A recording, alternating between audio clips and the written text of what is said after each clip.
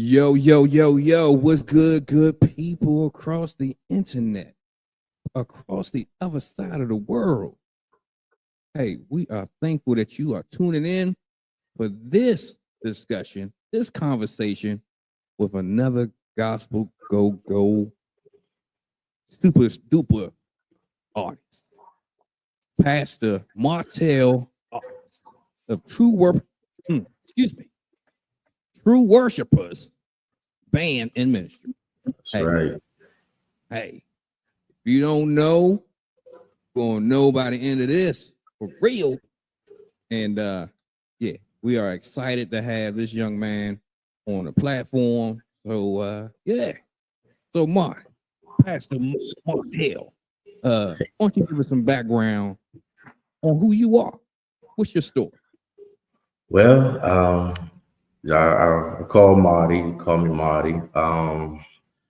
Where to start from? Jesus. Where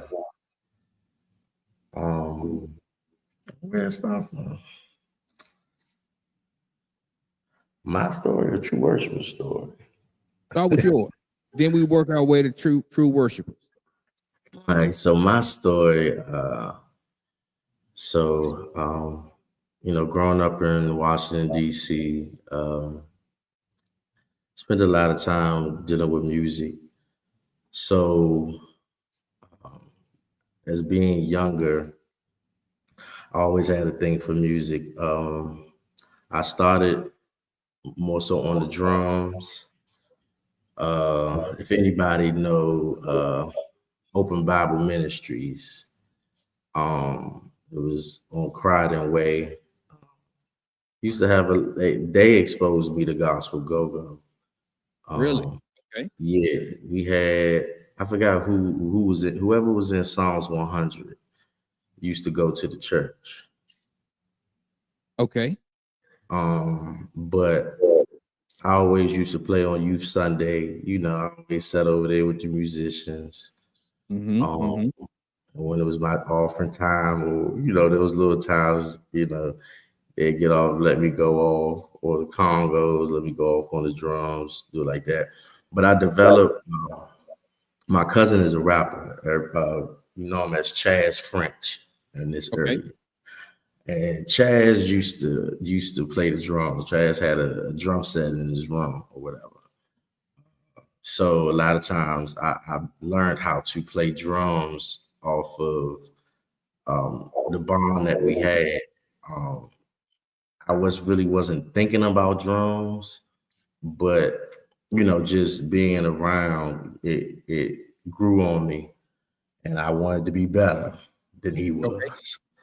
So that fire got fueled, and that had happened, and so my life became music. Fast forward years later, advance. So at that time I was playing for a lot of, regular bands.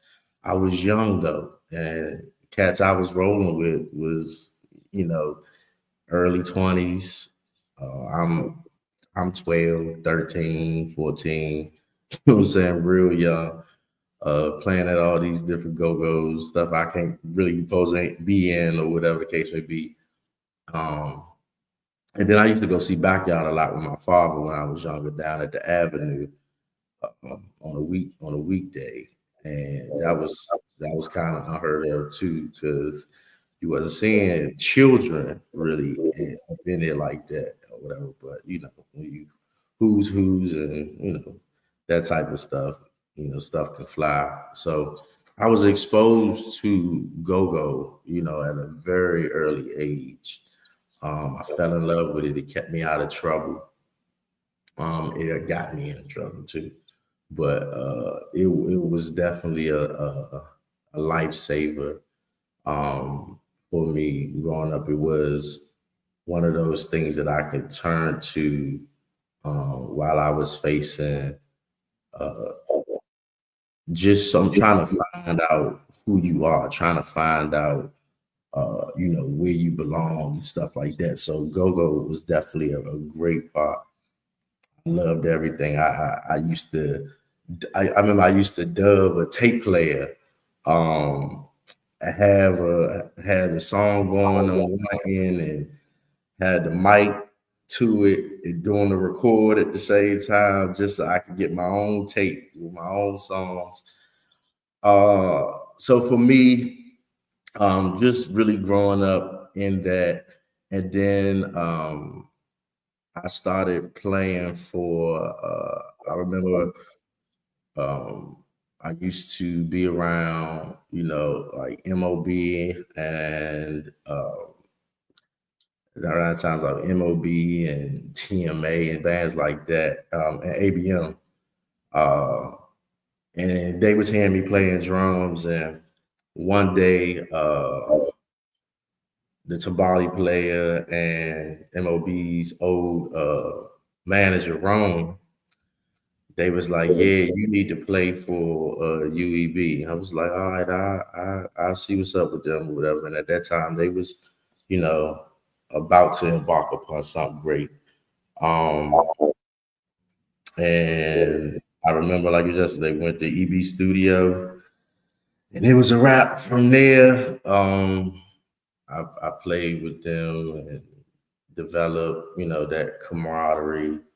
Made it again being at that time. You didn't have a lot of young drummers like myself that was kind of on the scene.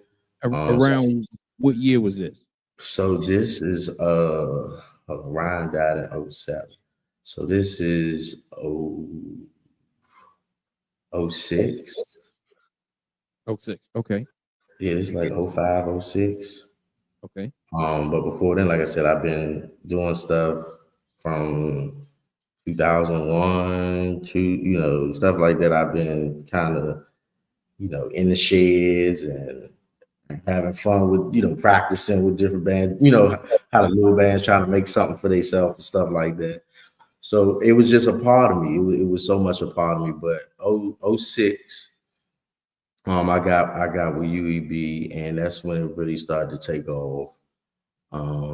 Playing everywhere, practicing twice a week, and all that crazy stuff. But it developed, everywhere MOB played, MOB and ABM we played. So it was always that that family type unit that grew. I lost my best friend, and it got hard for me to continue to play drums because every CFE, every Onyx, every Market Lounge. I mean, so many different clubs I used to play at, that he was always there. So it was kind of weird me playing the drums and not having him behind, sitting behind me or smacking my head while I'm playing, and and just having a good time. And so it got different for me. So I had lost the passion really to play drums. And the streets was calling me more at that time too. I'm from Trinidad, so we was, all in a lot of different beefs and a lot of different, ongoing arguments and things of that nature. So from there, like I said, the streets called me all the way. And at that time, my mother was a pastor. At that time, I remember even before then, as it was dwindling down, I was battling. I remember it's a CFE day. I know we ain't playing no time soon on a Sunday, but I'll make my business and make a excuse on why I gotta leave church early. No, we ain't playing. I know we ain't playing till like 5. You know what I'm saying? I'm trying to leave church at 12:30, 1 o'clock. Like trying to leave, and I was the drummer. I remember taking the drum stuff apart in mid service just so I could get to the go-go. You wildin', but okay. Yeah, I think so. But this is why I despise it so much now when these jokers doing it, whatever, because I remember what I was doing and what I needed. We'll get into that. Right. But so, yeah, so I will break it, break the stuff down, and I'm a distraction at this point. You know what I'm saying? Breaking a whole drum set down, you know what I'm saying, try to leave. But yeah, like I said, the passion dwindled. And I just stopped caring. I remember, and it was wrong of me, but it was my feelings and emotions. I remember sitting in the car smoking, me and my ex-girlfriend at the time, and our dog. And I was just like, I remember we had a show at I believe it was at the Thai Seafood. And after one time, I was just like, I don't want to play today. I don't feel it. I don't feel it no more. And then my actions started expressing that I don't feel it. It is what it is. Lil Zoe feeling. I just just got careless about it, even though I cared about it. But it was just that point in my life, I guess, it was transitioning, and so from there, like was still going to go, still doing my thing. But out of my friend's death, birthed a voice that I didn't know I had. Everybody in the hood wanted me to get on mic because since I knew all the bands and connected to all the bands, they're like, yeah, get on my mic, So I developed that stuff where I'm always whoever band, they gonna let me on. So I would do that and shouting out the neighborhood and all that stuff, go through that. And so that was me. That was my life. We was in every club, literally. We was reaction babies. Wherever reaction was at, that's where we was at. And so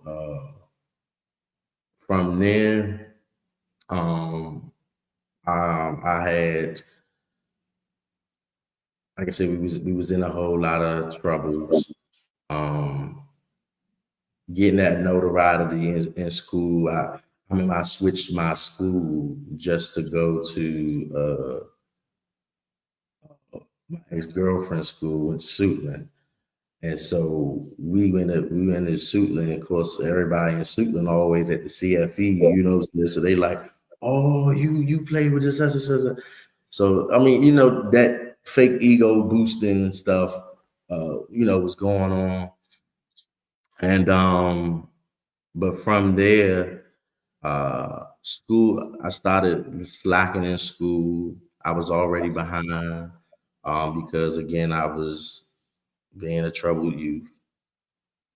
And from there, I went to prison. I went to prison in 2010. Mm-hmm. What is it? Reverend Terrence was lead mic and his brother plays drums. Yes, yes. Terrence, yeah. That's who it was. Thank you, Mark. And yeah, I went to prison and God instantly convicted me when I got there, like soon as I got there, like the in-depth conviction. And it was so crazy because he was like, he told me while I was there. That's what blew my mind. It blew me. He said, you're here because of how you carried your mother when you knew what the vision was for the both of you all together and growing and helping her grow that ministry. And he said some other things. And so it kind of crushed me in a way because I then saw my selfishness throughout the years and where it had led me to by just being in the street, chasing the street, just living in that life. And with some care. And from there, from there, that's where I also developed. I really found that God was calling me to be a mouthpiece. So I'm in there. I go to when I get in there after he said what he said to me, I the chaplain at the time came on the unit. While the chaplain, she was one of my mother's students at the Bible college. Okay. She knew who I was, so it was like, oh man. But she was able to, talk to my mother and ease her mind, during that transition of my life. And so from there, I went to the church service. They had a choir going on. I mean, singing for real. Like, it wasn't trying to sing. No, them jokers in there. I remember Bob. I can't find, I don't know where Bobby at now in the world, but that boy Bobby played that keyboard like no other. I still haven't seen nobody out here that was playing like he was playing. And the music director at the end of the service, you know how the word be hit. Matter of fact, Reverend Battle came. Reverend Battle will always come to the jail to preach to us. This was DC? Yeah. Or DC jail. Okay. So Reverend Battle Senior always come holler at me, and he preached something that sticks with me to this day. I tell people all the time. He still say it too. I know he says, "I die daily. I have a funeral every morning to myself, and I lay myself right down there, and I look at myself in the casket, and I die daily to myself." And that hit me. So question, real quick. So for the folks that are watching that might not know what that means, what does that mean? Well, to die daily is dying to yourself, dying to your wants, your needs, your desires, stuff that does not line up to him. It's not about simply what we desire, what we want for ourselves, but more so what he wants for us and through us. And so that's what dying to yourself daily, because you got to wake up and you got to carry your cross, and you got to do it daily, because yesterday may not have been good enough. So you live for another day to try yet again. So that's what that daily part. True. And so and the singer, he can sing, come to find out he Mickey Howard brother, and used to sing with Johnny Gill, and all this good stuff, right? And so he come to me and say, "God calling you." I said, "Lord, here we go." You ain't got time for this. I'm just trying to do this time. I'm just getting in. I'm like, nah, you got that, G, you got that.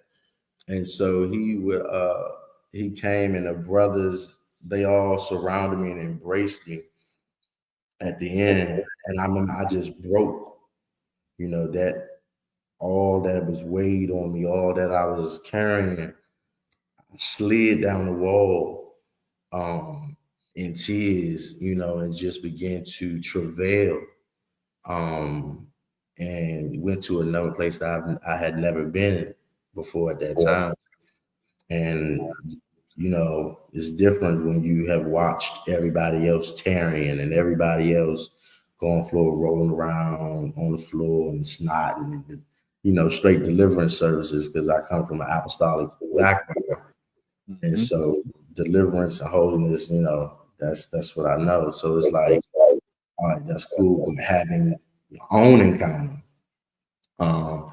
that was something else within itself. And so I had that moment, and from there, he was like, "You got a voice." First, I thought he was jazzing me up a little bit, or them trying to recruit people to come on the choir or whatever. I was right. got it. Yeah, it's like, no, you got it. I ain't come to jail to get on no quiet. True. So, So was that the beginning of your singing career, or that was the beginning in the jail? And so you the way I knew, huh? So you wasn't singing before that? No. Oh, okay. No, I ain't never seen nothing. I mean, probably at children's church, younger, type of stuff. But I don't even remember that type of stuff. But like really, really going for it, yeah, it was in jail. And I knew, and like my debut, quote unquote debut after rehearsing, I knew that God called me by this. So we used to get let off out of the unit first before they let the call for everybody else. So we would rehearse a little bit and set the atmosphere and get ready for it. Because as soon as the people walking in, we go into praise and worship. We ain't waiting to pray and then start. Soon as the first person walking through the door or whatever, we going straight in. And it so happened to be somebody who we was getting into it with on the streets. They came and I was like, oh Lord, I'm the first one up to sing. I'm like having that moment like, oh Lord, somebody from out there, who know me or whatever, seeing me in this light, you know what I'm saying? It was kind of like, for me, it was, had that weird feeling about whatever. But I knew that he called once that boy ended up crying while I was singing. And I forgot what song it was. He just broke. And then he came to me afterwards and said, you don't know what that just did with me. I know we had our differences on the street, but I would have never knew or never would have thought.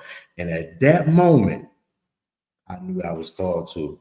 And from there, I'm now ready. I'm on fire now. I'm on fire now. We singing for the wardens and we having private recording sessions at the jail, just getting stuff you ain't never heard of, huh? That was allowed? They made it happen. The warden made it happen. That's how good we actually sound. It was at least like 12 of us. I mean, I got the DVD. I got to send it to you one day. I got to look for it though. But yeah, so that was a moment where we actually had a service for the staff and wardens and people like that. And that's when I knew again, because just how it flowed in that jump. It was just, like, God, what you doing with me? This ain't unheard. This unheard of. I even leave the facility, go to another facility, and they transport me back to that facility just to do stuff like that. And I'm like, this favor is just uncommon for me. I did not understand it at all. So that was the beginning. Now once I went to prison, then it really turned up, because now we develop some of the cats that were still there, they came to the same place. So it was like, come on, let's keep on going. Let's keep going.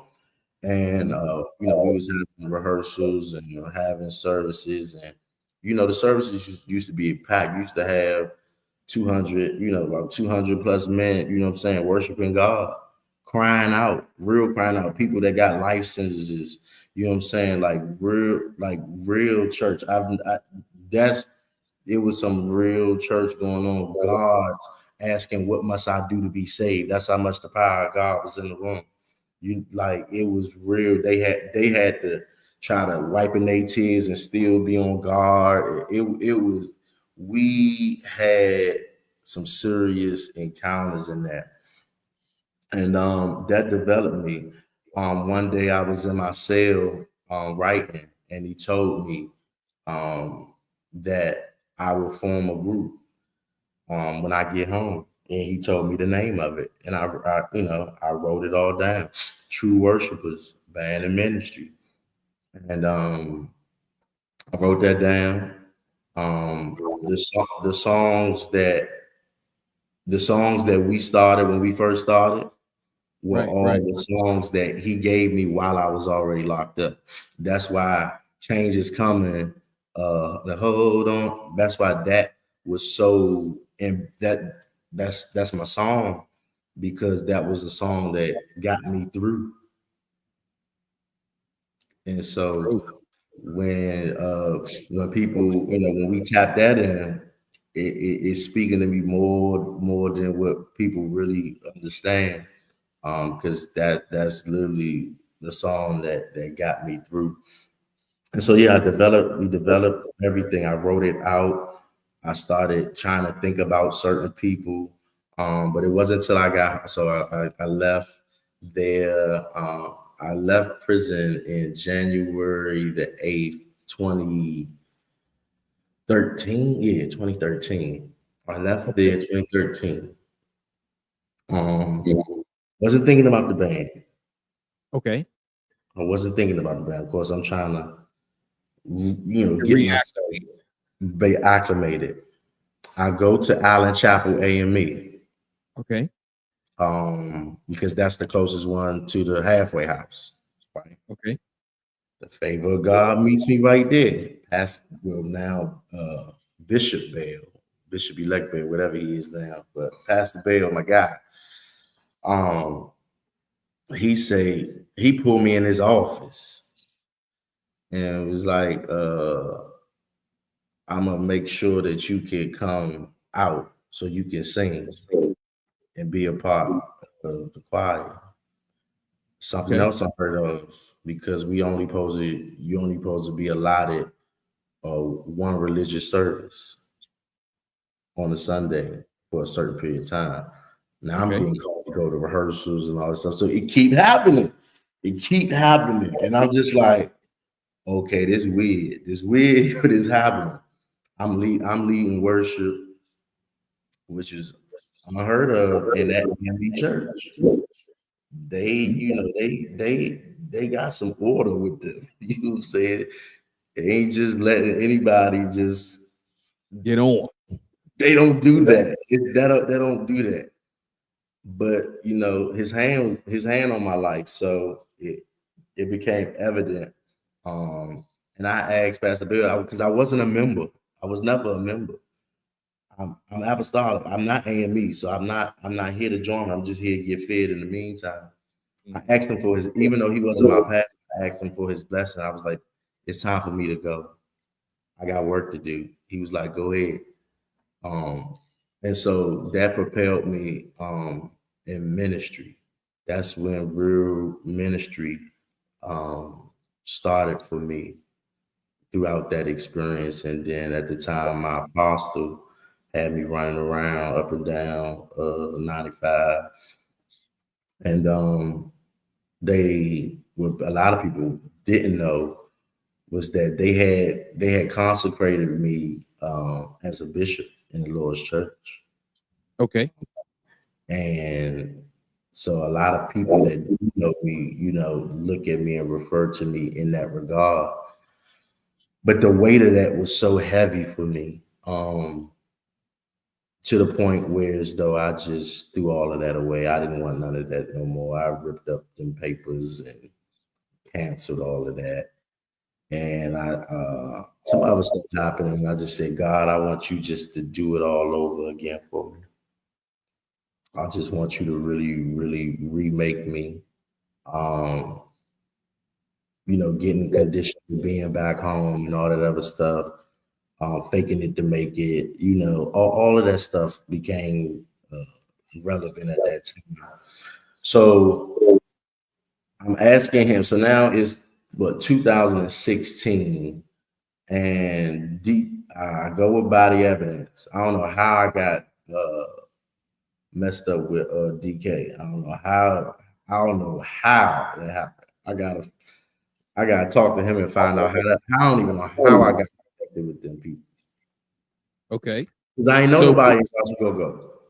Okay, so what were you doing in Body of Evidence? So I came and I started singing with Body Evidence. Okay.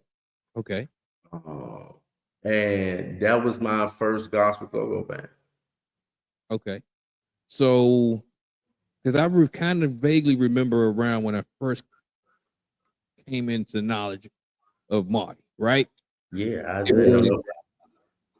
You okay? From what I recall, you were on the radio show with Right, and that's how that's how. So it started with regular. It started with being in the band, and then it weaved itself into the radio show.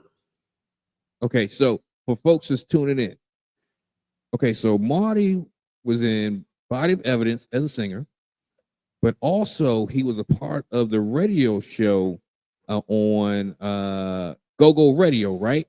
Yeah. Okay, what was the name of the show? The good. How you gonna do this to me? DK gonna kill me. You put me on the spot like this. The Good Supper, the Good. You should go ahead and message DK to get into the comments. Let me see. Hey, DK got let me see DK. The good, not the good food. I'm thinking about the club. Lord Jesus. I'm telling that.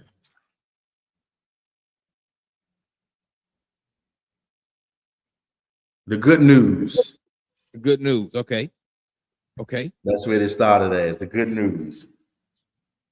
Okay. And yeah, we was on there. It was it started with me, Binta, and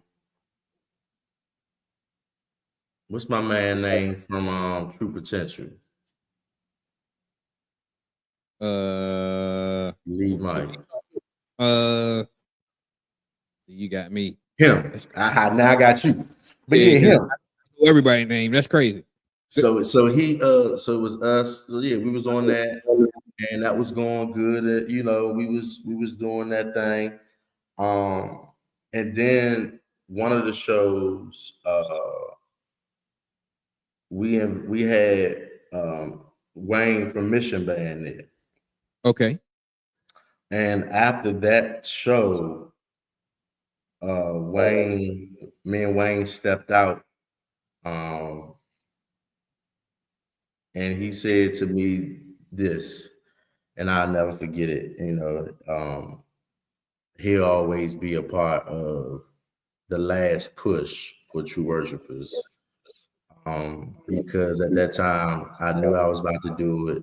I was stalling, you know, I'm still trying to, you know, figure this gospel go-go thing out. Okay. Like I told you, I never did it before. I come from straight go-go background, where most of what I hear is the most people come from gospel go-go and go over there. It's true. But mine was the total opposite. Right. So I'm like, we doing what? Okay, I'm listening. I'm trying to, you know, I'm getting history lessons all the time. You know, it's every day was a history lesson for me. I'm learning about all y'all and all this type of different stuff that been going on for years. Mind you, I only remember gospel go-go from Psalms 100 when they had having 15. They had having 1580 outside of the church. Okay. And that's all I remember gospel go-go. Okay. Now, so, mind you, mind you. Okay, go ahead. Mind you, now, Victory Christian Ministries. Right. Tony and Cynthia Brazelton back in the day were my godparents. Really? Yeah. Okay. So even when it came to, like, you know, I've known Damon for a very long time. Okay. Yeah. Okay. So putting the pieces together, right? So you heard of Psalms 100. Yeah. How was Psalms 100 brokered to you? How was it presented to you? I don't remember. Okay. I don't remember that. So I do see, but I that's why I love, that's why I always give respect to Submission and Exodus. Because I remember when we used to go, we went to the complex one night, Okay. And I used to beat my feet a lot. Like I used to be real good. And we used to cut it up one night in the complex. So I remember Gospel Go-Go on those two occasions. I think I remember you in. But I thought it was extinct. Okay. It's I'm catching you. Okay. All right. So you used to go to the complex. I went one time. You went one time. Okay. One time. Okay. So what was that experience like?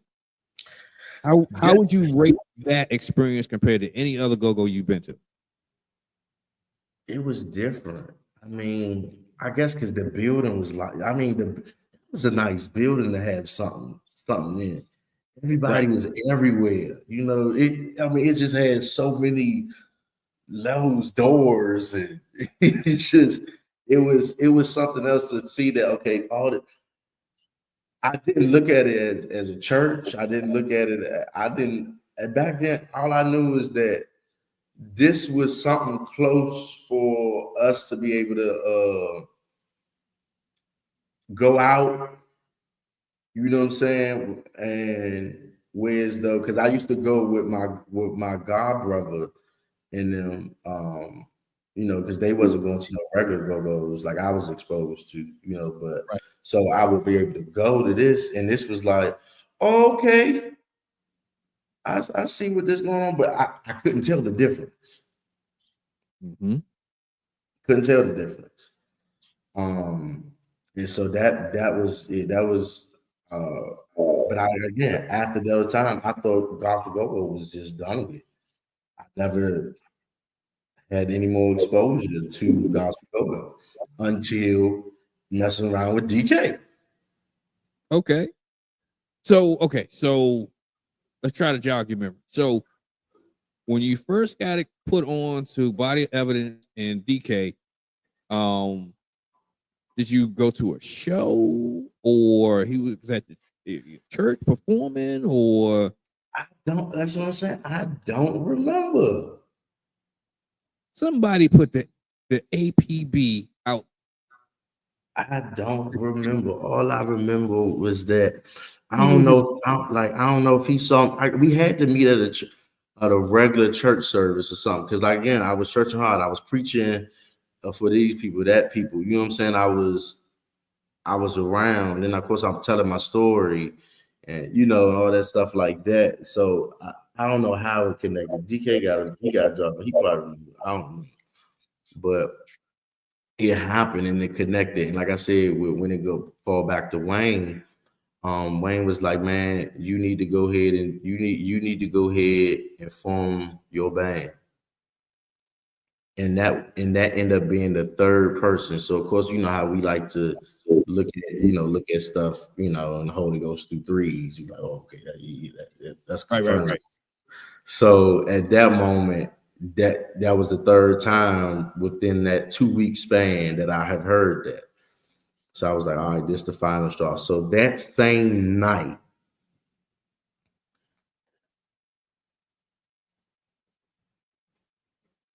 oh, see, Kevin, I don't even remember that. We saw Pulse for Christ once when we were younger at Southern Fisher Missionary Baptist. See, okay.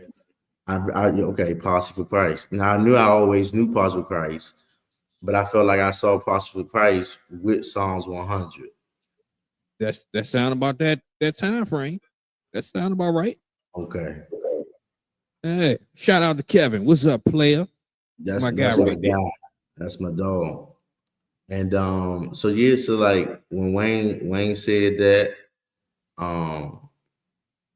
it meant something. It truly meant something. I went home and I began to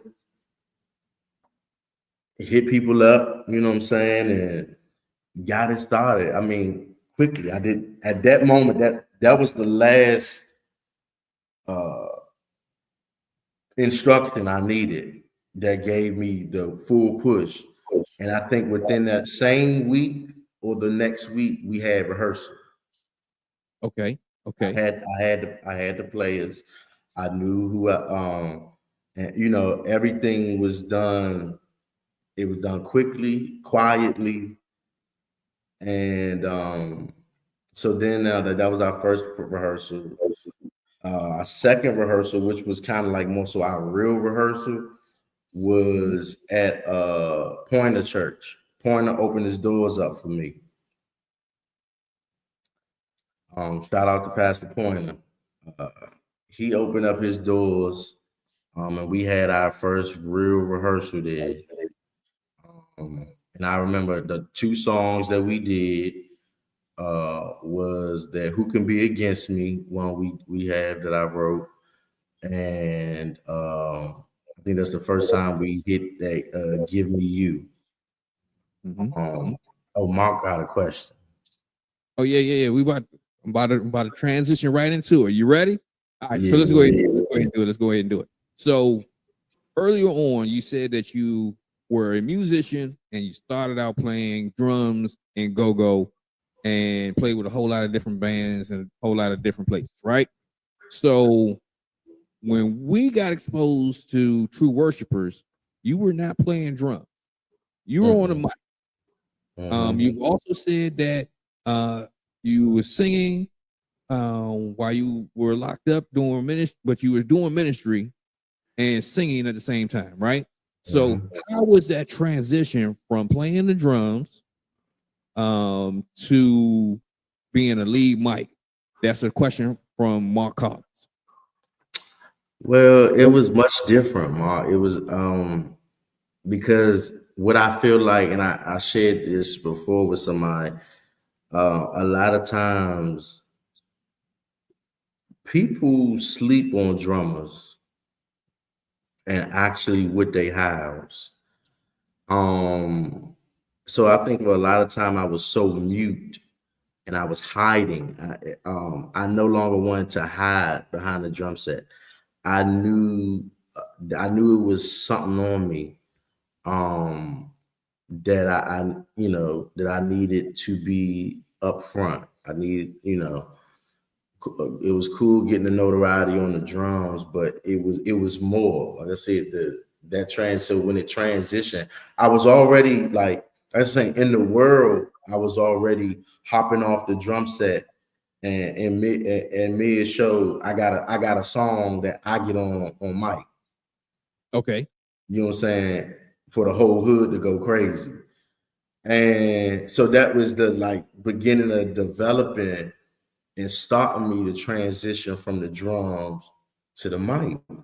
But I never thought about that was that training ground that was training me how to actually do it.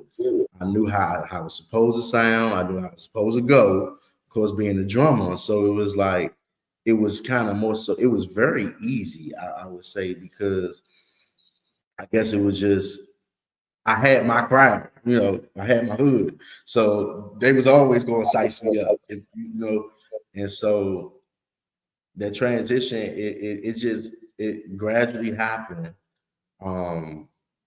by just getting on, and then once it fully changed, it was like, okay, yeah, this where you belong. Okay. This what you've been hiding from. How effective you are. I mean, it just started unraveling itself in front of me. So were you hiding, or you just wasn't aware of the gift? Well, it was at one point I was hiding because I knew the gift of God that I had. At an early age, I was speaking in tongues. My mother, I remember she tells the story all the time. I was younger and she just came into the room one day and I was gone. I mean, gone. She didn't know what was going on. She like, oh, I was just gone. And I was prophesying at an early age, just prophesying. And so she knew that something, and I used to sing, and like I said, I used to sing when I was younger, like younger, knee-high younger. My favorite song was I Love You, Lord, Today. So I was singing that song. That was my song. That might have been all of our greatest. No, that's my song. As children. That's my song. It's your song. All right. Right. True. But So I remember speaking of that, right? Speaking of youth in church, we got a question from John Thomas, right? Gene. And John Thomas has been on fire in the chat, in the comments. Good. We appreciate you. Keep them coming. Keep them coming. All right. So let me go ahead and get it up here.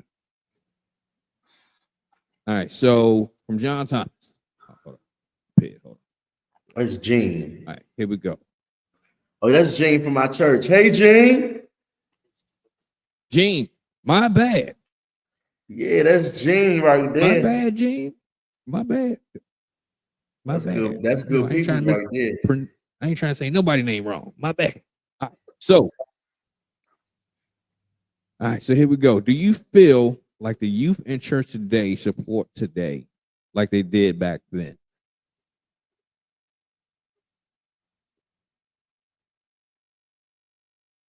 Yo, you froze up on me. You froze up. I ain't breathe. If you're talking, I just went mute. You froze up. Listen. Oh, you hit mute? Yeah, I muted because no, it's not. From what I've seen, what I've heard, no. Tru Worshiperz, I feel like for me, came in at a time when the things were going downhill. Mm-hmm. And it was so much different for us because we didn't have, I guess, the same experiences that all the other gospel go-go bands had. And so our music, you know, I cater to everybody. Aunties, uncles, grandmamas, great grandmothers, the bishop, the apostle, Lil Thugger, you know, everybody.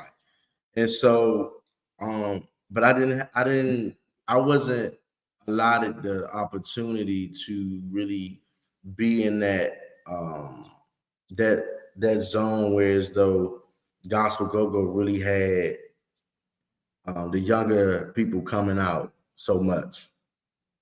I've always kind of, you know, we'll get booked by, you know, churches that definitely had their youth groups and, you know, things of that nature.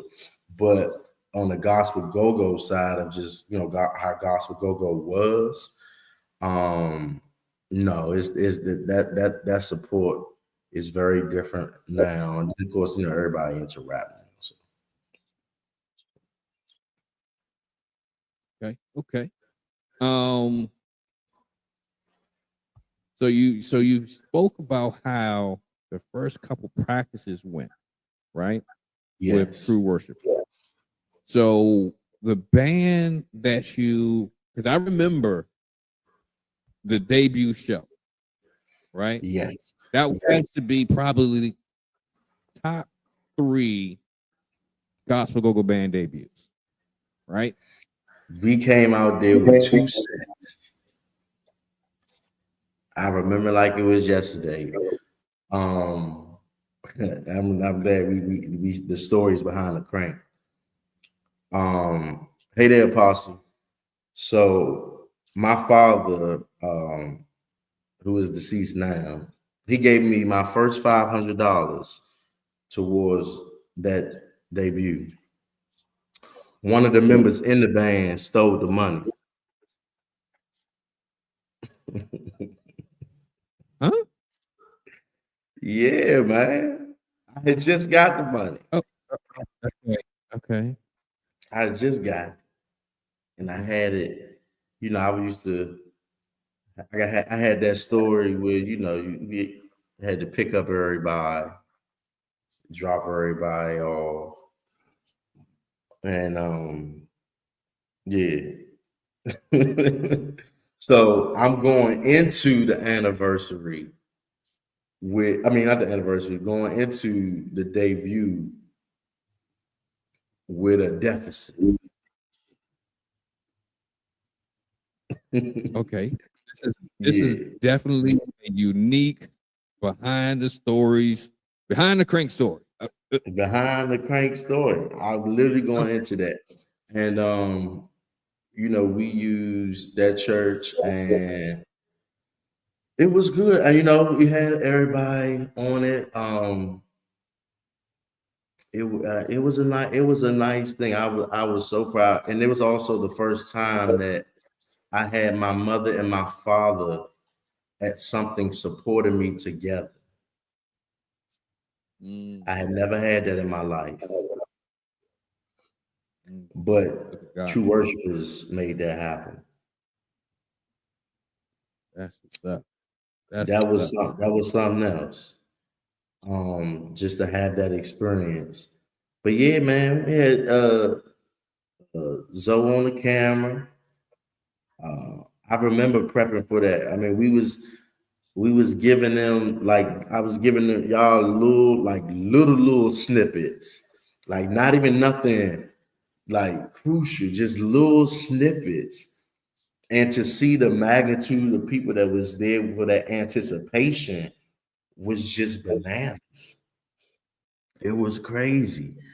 And to come out first time ever, 2 sets was unheard of. And so, folks, if y'all wanted to see, okay, so hold up, Apostle Tanya Mitchell. I want to know how you money. Okay, hey, you might as well go ahead and get to it. You might as well drop it. Well, I found out, Apostle, because it wasn't where I put it. It wasn't where I left it. I think I had. How many people knew where you put it? Huh? You gotta be better than this. What are you doing? How many people knew where you stand? My coat was over top of the chair.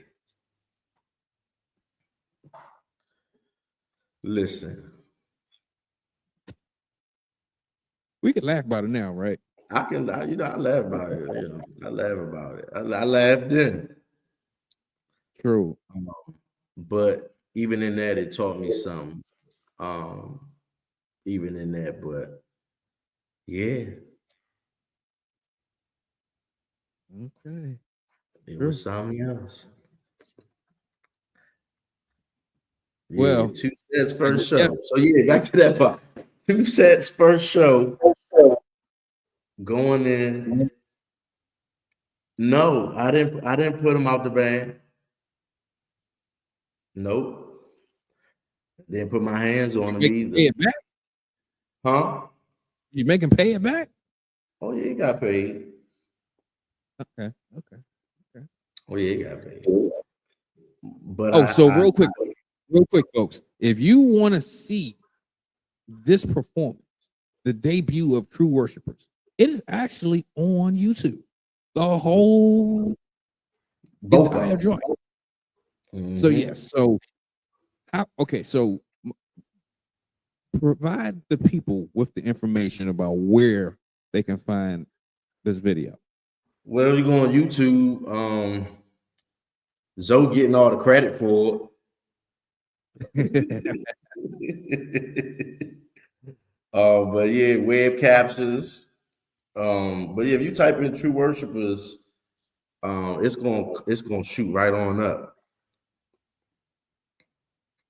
It's gonna shoot right up. You had the lights, you had everything popping in there, brother. I mean, I had it. Listen, I just knew how it needed to be. I had Rio system up in that jump, and I mean, it was a good. I had the kids in there. The kids they was going for it. Yeah, that was the joy for me. Just to having a lot of the kids there, and of course, we had all the onlookers and everybody else. Like, dang.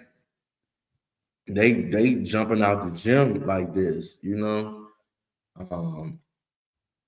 yeah, I had people who also never did gospel go-go before. Mm-hmm. You did have an all-star band there, my brother. Everybody, nobody had gospel go-go experience, I think, but DK. Okay. And Lil Jordan. Mm-hmm. Yeah. Them two was the only ones that had gospel go-go experience. The rest of us straight out the gym. And that was something different too. You know, that's what I prided on, just because to make that change. What many didn't know, that a lot of my members didn't have church homes. A lot of my members, the only Jesus they got was being in my proximity and being with the band and rehearsal. And, you know, I was built on the go-go bands being family units. So, you know, a lot of the stuff, a lot of songs, a lot of time, you know, I remember we was in my cousin's living room, you know what I'm saying? And we just making songs and eating, you know, spending that time. And it came through time well spent as a family, and not always just coming together just to play music, but actually taking that time to know them that labor amongst you. I know them cats, all, you know what I'm saying, through and through. And I always thank God for him allowing me the time to, you know, have had with them all individually, down through the years, and that he trusted me enough in those time periods of their life and mine as well. And so a lot of what came out of that was not just grind. I had a mandate on my life. So for me, it had to go the way it was going, and it's been going. And but yeah, that's how we came out. We came out with that show, and from there, it was. I mean, I think after that, shows just came out of nowhere. I think after our second show got booked to go to that's when well, hold on, I'm moving too fast because I brought Lano in. We And that moving was too fast. that was all like 3 days, 2 hours, 1 second, and it was over with. Man, Lano came in, saw how crazy we was. Okay, so why don't you give the background of what we're talking about here? I made Lano a manager because I feel like we need a manager. I at this moment, I'm tired of being the go-to, the one, all of that stuff like that. And I needed somebody who understood how the go-go stuff, gospel go-go stuff worked, and how we can make this thing happen or whatever. The people got to get paid, you know what I'm saying? So it's like we got to make sure it is this. These are the numbers, these are the ranges. I don't. So that's what that was. So I asked Lano to be the head manager, and I don't know how Jamesia. I don't know how she. So you really made me the co-manager. Yeah, the co-manager, because it was my baby, and I was also scared to relinquish that much power over my baby. Mm-hmm. So I would blow. Later, you gotta tell your story. Okay, so Behind the crane. It's behind the crane. I was asked to be the manager of Tru Worshiperz band and ministry, right? And okay, let's give this a shot. Let's give this a go, right? And from the very beginning, it was a very interesting experience, to say the least. Because y'all are a group of characters, for real. Y'all some good folk, but y'all some characters, for real. But yeah, y'all good folk. But I was brought in, and it's like, okay, you know, I can help with the bookings and all that good stuff, right? Mm-hmm. And then it was like, okay, we needed to go to y'all had a show like far somewhere. Delaware. It was Delaware, right? Mm-hmm. Okay, so we pull up to the church with a meeting point and all kind of stuff. I was like, what is going on? What is this? It's like, why are y'all even arguing? What is going on? Oh no, that was at the church. That was at the church. No, you talking about 4th of July before we played down the monument. Yeah, me and TJ getting into about the fight. I was like, what are y'all even mad at each other for? Y'all don't probably even know what you're mad for. So that was a funny experience. And they hugged it out. Went down the monument and did the thing. It was a funny experience, man. Funny experience. Then yeah. Any other parts you want to talk about? I'll let you leave. Oh man. Leno tried. I tried with Leno. Leno tried too. Hey, Well, however, I forgot how it went, but whatever it is, we parted ways with that. It just stayed in good graces of each other. And some things were not meant to be. Yeah, and, right. Hey, we were still cool at the end of the day. Right, and you know what I'm saying? And nothing was done in malice. We didn't have no backbiting. We didn't have no isms and schisms. You know what I'm saying? It was what it was. I mean, that's how I move with anything, with the integrity of it all, because again, I understand how God does things in seasons and for reasons in that moment of time.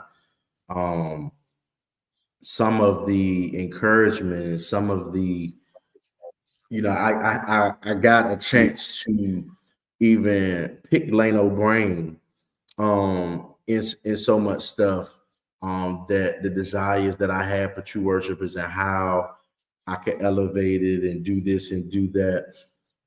And so he definitely helped me do that, and always still helped me all down through the years. So, that just shows to anybody, no matter what you're doing, in this stuff on good notes is always vital, especially when we so-called Christians together in that unity piece. So go ahead, you got to take it from here. Yeah. Yeah, like you said, it was a mutual part in a way, and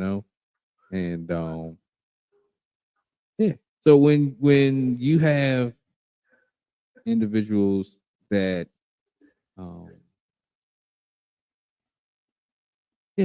just like you said, when it's time to go, there's no reason to have hard feelings or bad feelings. Mm-hmm. It's time to go, right? But you guys elevated after that, right? So you were one of the so between you and DK, y'all were probably the only bands that consistently put music out on like Amazon and iTunes and all that, right? So was that something that how did you learn to take that avenue, and how did it benefit the band? Well, I just learned how to. I'm always. I think I was crazy. I was talking about this at work when we was talking about resilience today. I've always been one in my life because of how I grew up. I had to have that self-determination. I wasn't really taught so much. I had to really go research, go look, go find out how, ask questions, many like stuff like that. I just had to seek that knowledge. How they doing this? How they doing this? Oh, all right, let me get right on it right now. And I develop it, and of course, everybody else don't know what's going on, how to do it in the band and stuff like that. So even presenting that type of stuff to the people, and even it was new to me. I did so much with blindfolds on. I had nothing but faith, and this is what I'll tell everybody. Tru Worshiperz got the type of shows that we got because we didn't get shows like how everybody else got shows. We got services, literally. And it was my prayers. I prayed for this thing. I fasted for these things. Holy Ghost would say, now I want you to upload your videos, upload this, that, and the third. And by tomorrow, this is what he used to tell me. By tomorrow, you're going to get an invite. So it had to do with everything out of obedience. No show at all that you've seen me on, you've seen a flyer of, or whatever the case may be. When I mean none of them were done outside of the Holy Ghost. Holy Ghost literally would put my name in their mouth. Mm-hmm. Or he was somehow, some way from me being obedient, typing whatever I'm typing, and for somebody else to find it. Mm-hmm. And then ask, can we come? And it would be set up just like that. When I say every time, it never failed. And when I didn't do it, you would see it kind of dwindle. Okay. But the moment where I asked him, when do you want me to do it? And he'd be like, all right, do it now, do it later. And I'll do it. The results it will always, it still happens to this day. It never fails. As you see now, like down through these recent times, I've been more lax because I've been more focused on stability. I've been more focused on raising my child.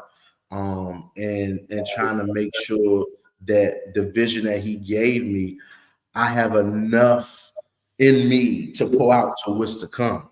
And so I've been not lackadaisical in the area, but my focus have shifted. Mm-hmm. And I don't care about trying to have a rack of shows or playing all the time and all this stuff like that. I'm just only trying to move when he tells me, all right, it's time to move. So hey, that's the best time. Yeah, so that's how a lot of the stuff and the opportunities. Every opportunity is nobody but the Holy Ghost. Have the stuff, and there's a lot of stuff I turned down. Just because that ain't what he want.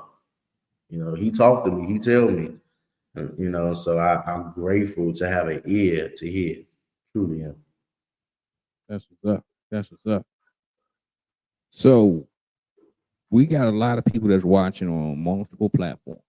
So we got people on YouTube, we got people on Facebook, Instagram, all over the place, right? So if you are watching on Instagram or if you're watching on Facebook and you want to actually be a part of this conversation, you want to ask a good question, right? Yeah, come on, bring them questions. Come on over to YouTube so that we can. We got Tamara. I see her in here. Yeah, good. Go ahead and she's celebrating 5 years. Oh, she's been with you for 5 years? I didn't even know she was with me for 5 years. Tamara, come on over here, Tamara. Come on over here. Come on over. I could tell her story a little bit. It was crazy because she came to one of my regular church services. Mm-hmm. And I prophesied to her regarding her son. that God was about to release him from jail. Because you know that's my ministry. I said he about to release him from jail. And I'll be doggone, it happened. Then after that, my daughter godmother, I was trying to find out. This is now after Destiny was taking some time away for a moment before she came back. So I was like, all right, I need to find me another singer. And at the time, Binta, being my sister, assisted me, but knowing she was supposed to already be with me from the get-go.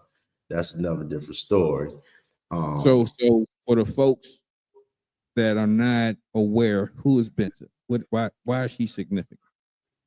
Well, she's significant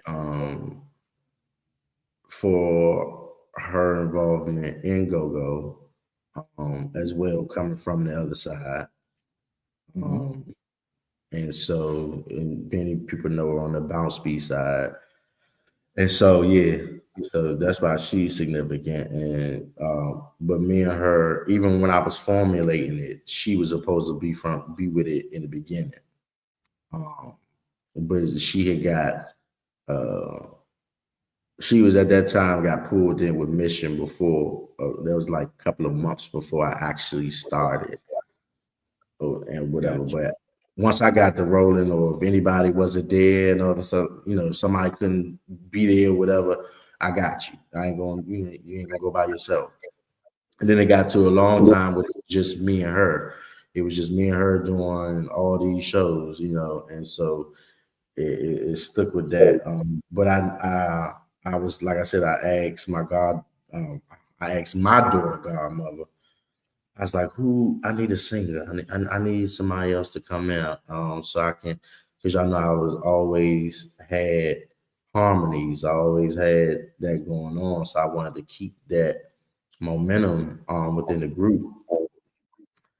And guess who she say it was the reference? She say Tamir. And I was like, who? Tamir.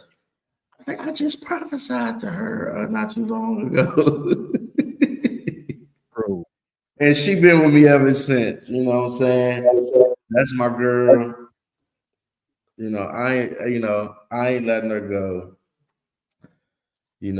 She get frustrated with me too, but I ain't letting her go. She is super duper good people. She's great people. She's great people. Her heart is pure. And never want to take advantage of that. And yeah, she been cooking with me.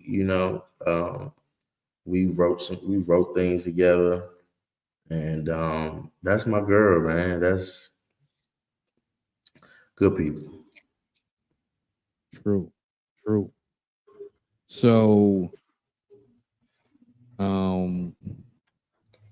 with these questions, would you recommend for other bands to go ahead and put their music out on these various platforms, or what would you think?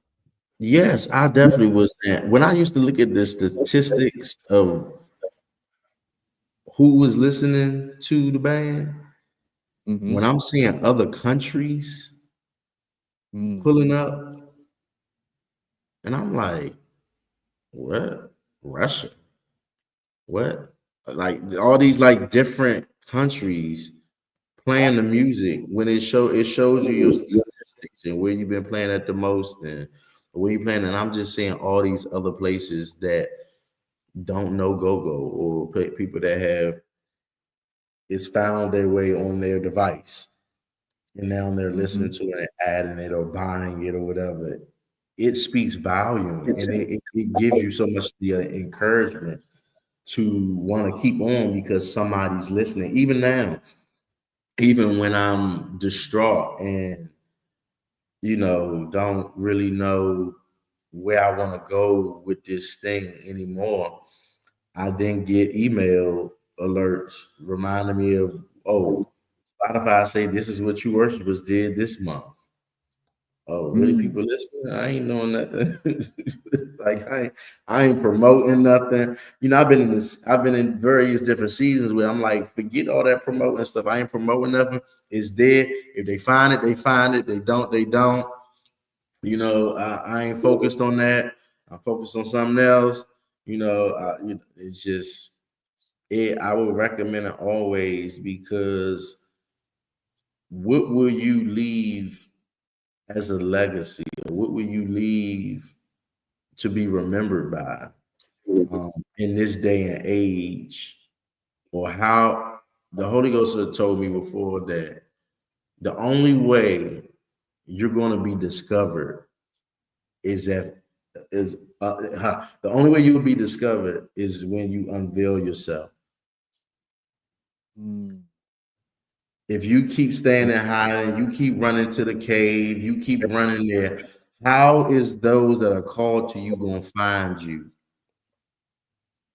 if you don't put yourself out there? And so that always hit me, and even when I'm like Jonah. I don't want to go over there. I want to run the opposite way. I want to run. I just want to run. And they just always have a way of pulling me back, pulling me back. And I'm not one to give up. I'm not one to quit. And gospel go-go means more to me than other things. Like I said, for me, go-go is what my life has been built upon. The gospel is what changed my life. And so me putting them back both together, it just resembles who I am. I love the gospel of Jesus Christ, and I love me some go-go. So I will forever be indebted with it. Rain, sleet, hail, or snow, no matter who stays, who leaves, who comes, who goes. It's a part of my DNA where I'm riding with it to my grave. It doesn't matter how much time. Like I said, that's why I'm not so geeked up to play all the time, but play as needed. Yeah, bars, you hear me? I was about to say the same thing. That needs to be a verse in a song. If I hit it tomorrow. Yeah. I hit it tomorrow. We got this recorded. Just go back and listen. 1 hour and 17 minutes. Oh, yeah. Tamara said, "Keep on pushing" was a seed for his release too. I came to rehearsal distraught because I was told he wasn't coming home. That day in rehearsal, I wrote, "Keep on pushing. You and Bing to pray for me" at a rehearsal after that, and he was released suddenly.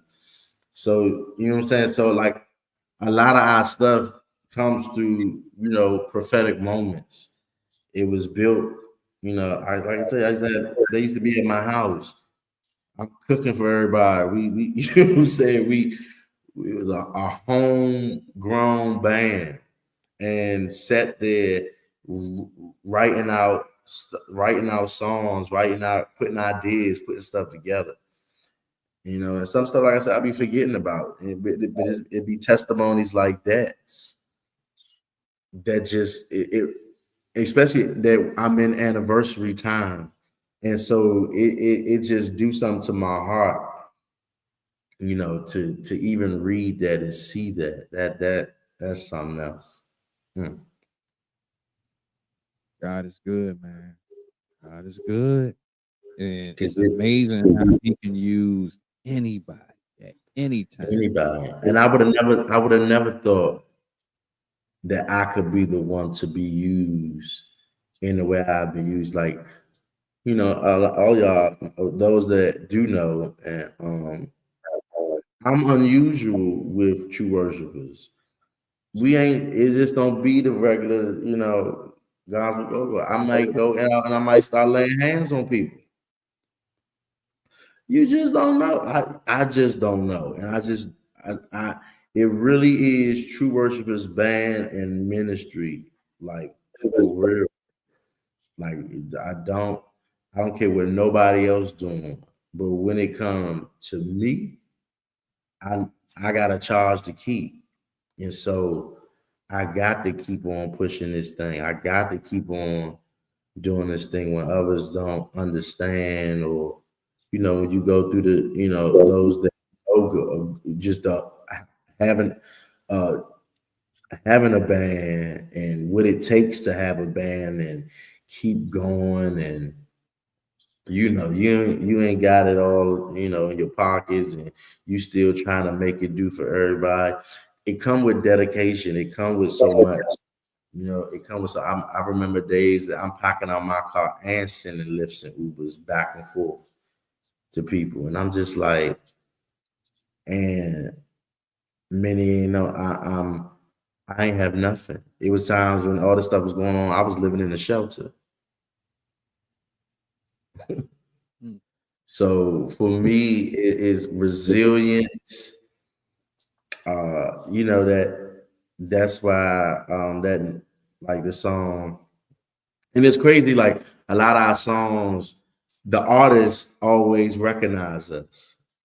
So when we did Lord You're Mighty, J.J. Harrison called in to Cheryl Jackson and was like, "Who is this?" or whatever. And then I remember J.J. Harrison. So, hold on.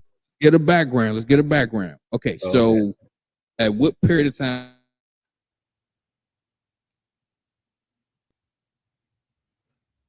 You still there? Hold on, say it again. I don't know what's going on. Say it again. Marty, you still there? I'm here. You forced do this. Close out of it and come back in. Let me add you back in. Let's see if that work a little bit. Because I got too much open. Hold on.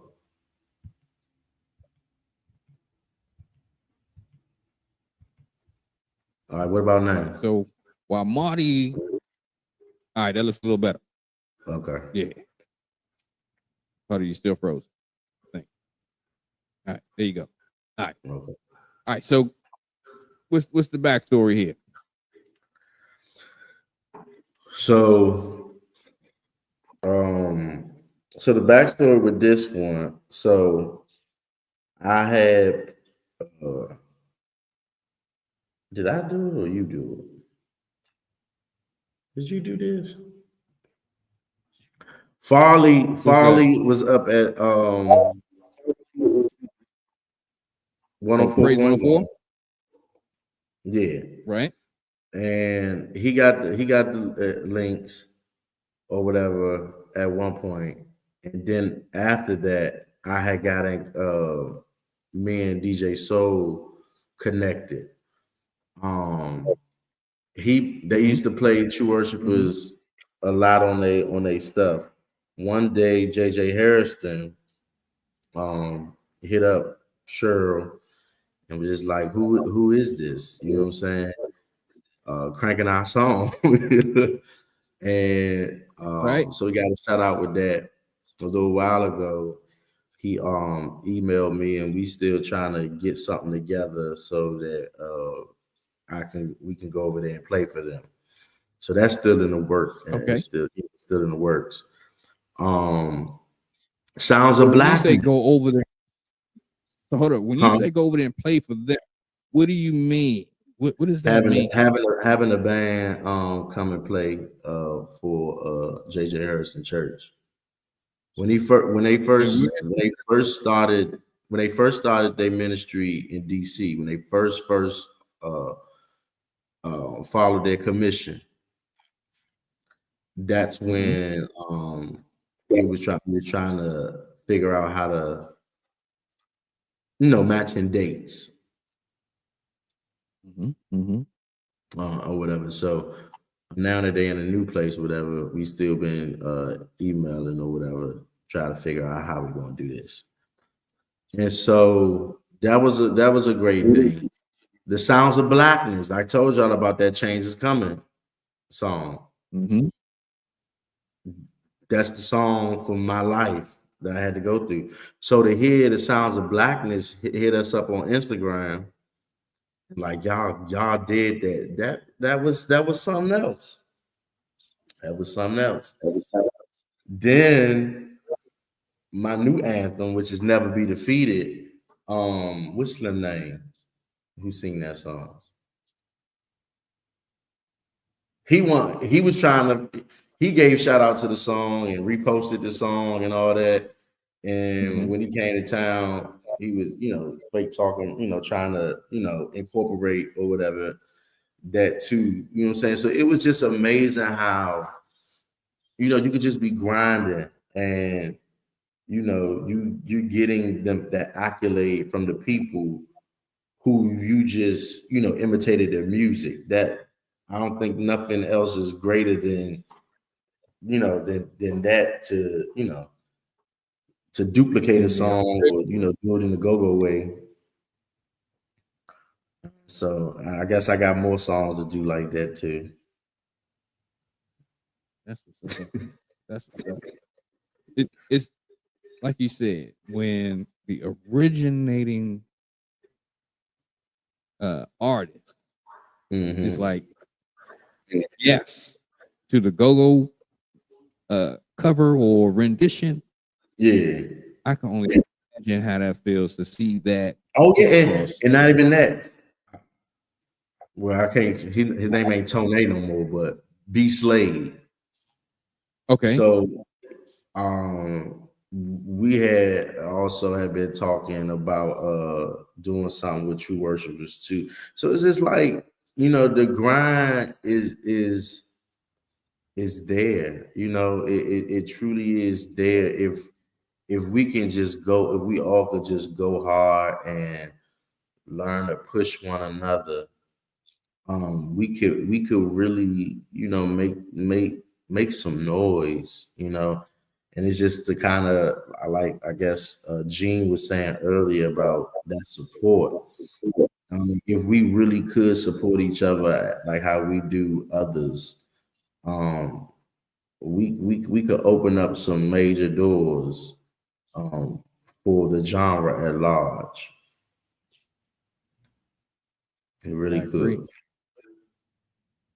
I think that the way gospel go-go has moved, it's always been hot periods and cold periods. There's never been no lukewarm. It's never been no, it's just okay. It's been just red hot, or you trying to find a band somewhere. So right. I think that this is going to help bring it back again.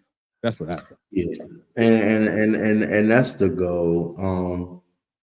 That's the goal, is just to keep it going, to stay visible. That's why I always give credit so much to Body of Evidence, just for continue to be trailblazers, and big dogs in their own rank, just because of the fact that DK something else. We all know DK something else. And I always get joy of seeing him just moving, connecting dots, or and just that perseverance piece is just there setting the tone. Because again, if we have to look at it like real ministry, and if we looking at gospel go-go just being gospel go-go and not looking at it as really being ministry, then we do a disservice to ourselves. We do a disservice to ourselves, because that's what it's about. No matter who comes, no matter who show, just that whole thing again. It's just to see, to witness him go through the various different stages to get to where they are now. It gives me so much encouragement to keep on. And that's why I never just shut the band down. I never just, I never just quit. Because who I know to be gospel go-go is him.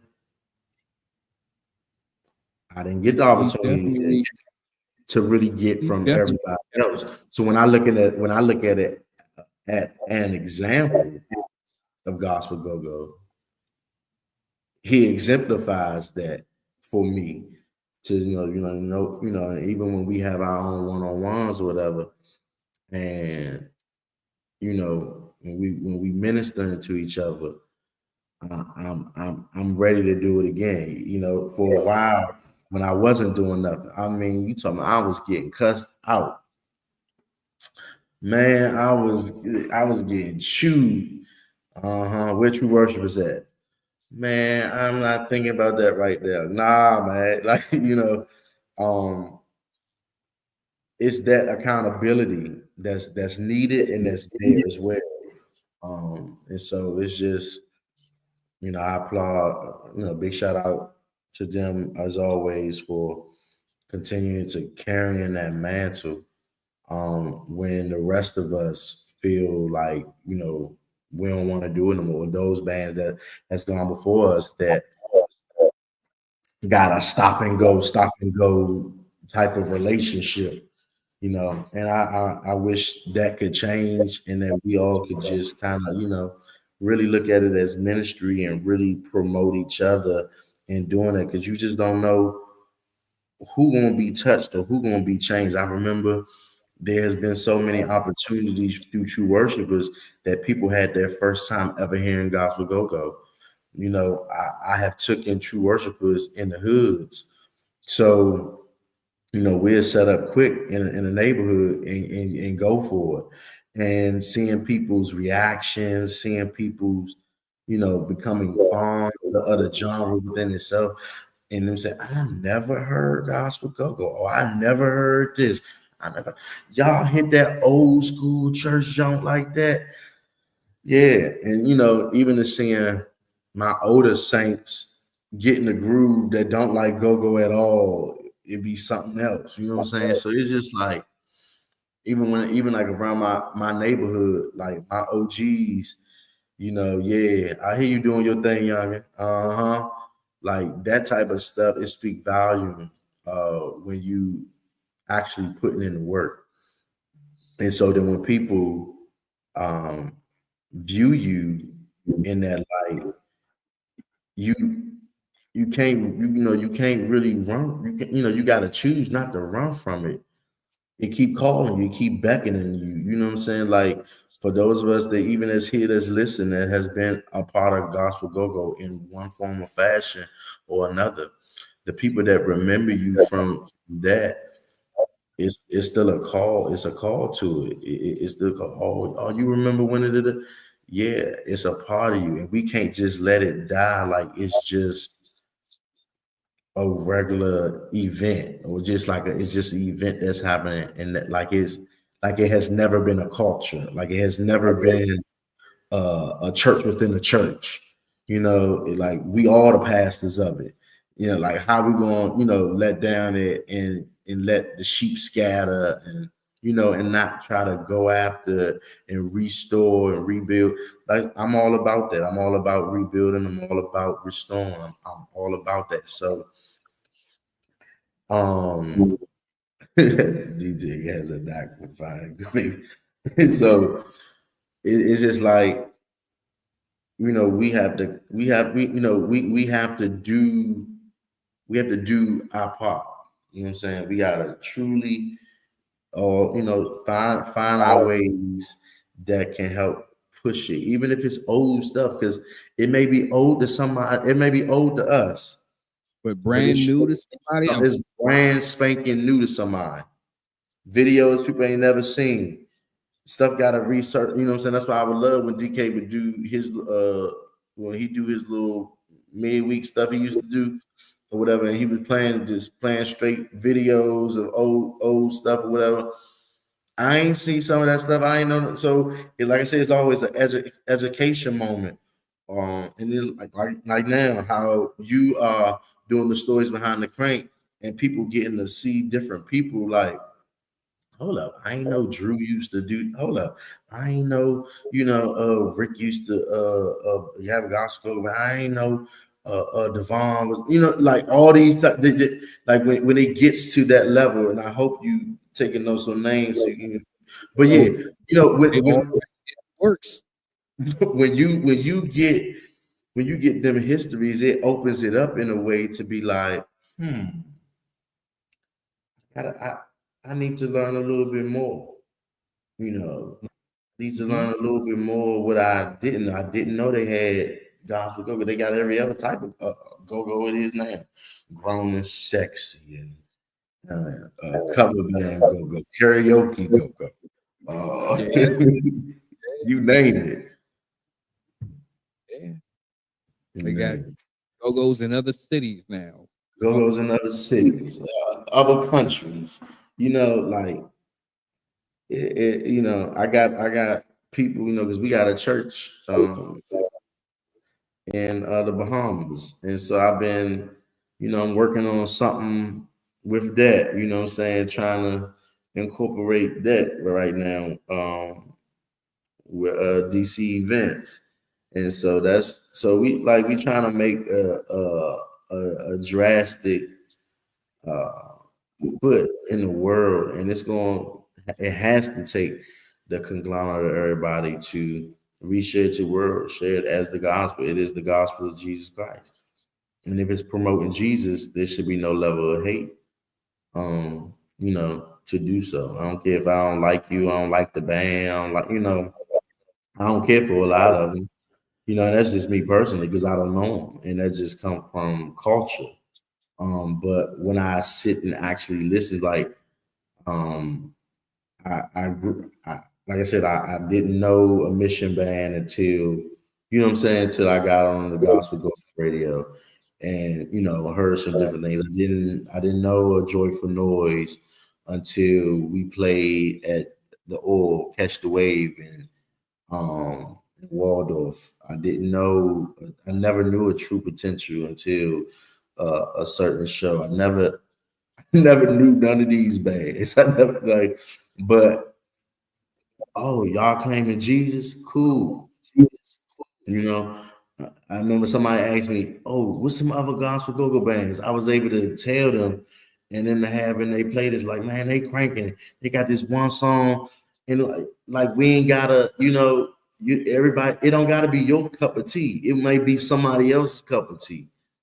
And so that's the power in sharing this genre. You know, it's a lot that come with it. Musically, man, this genre is a great genre. You know, church chords and all that stuff is not the easiest thing to do.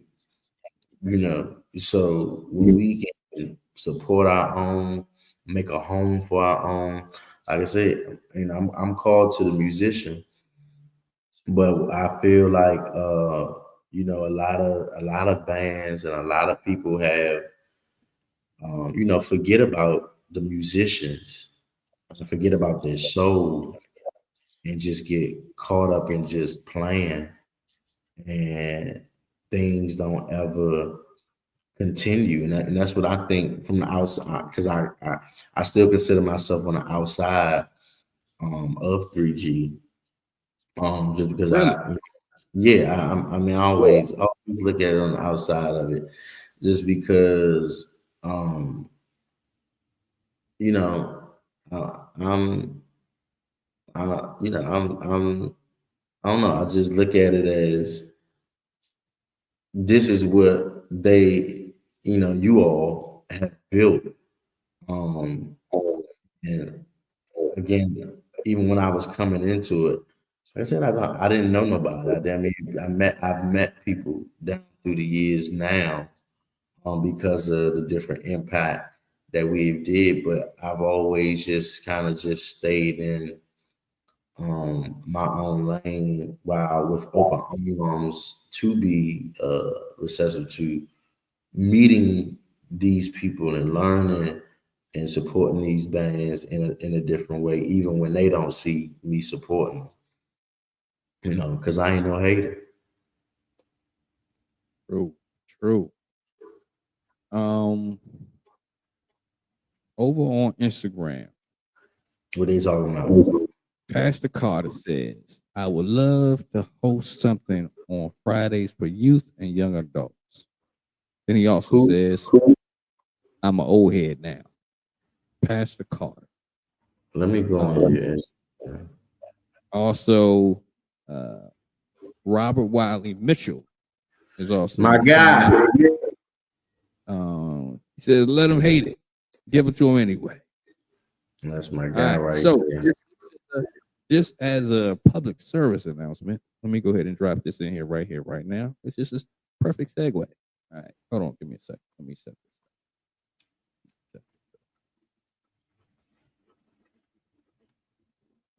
this up here.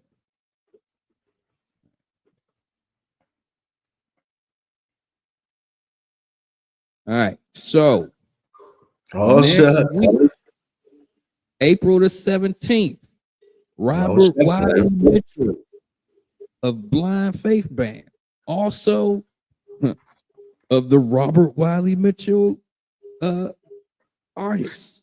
And I've been trying to get him.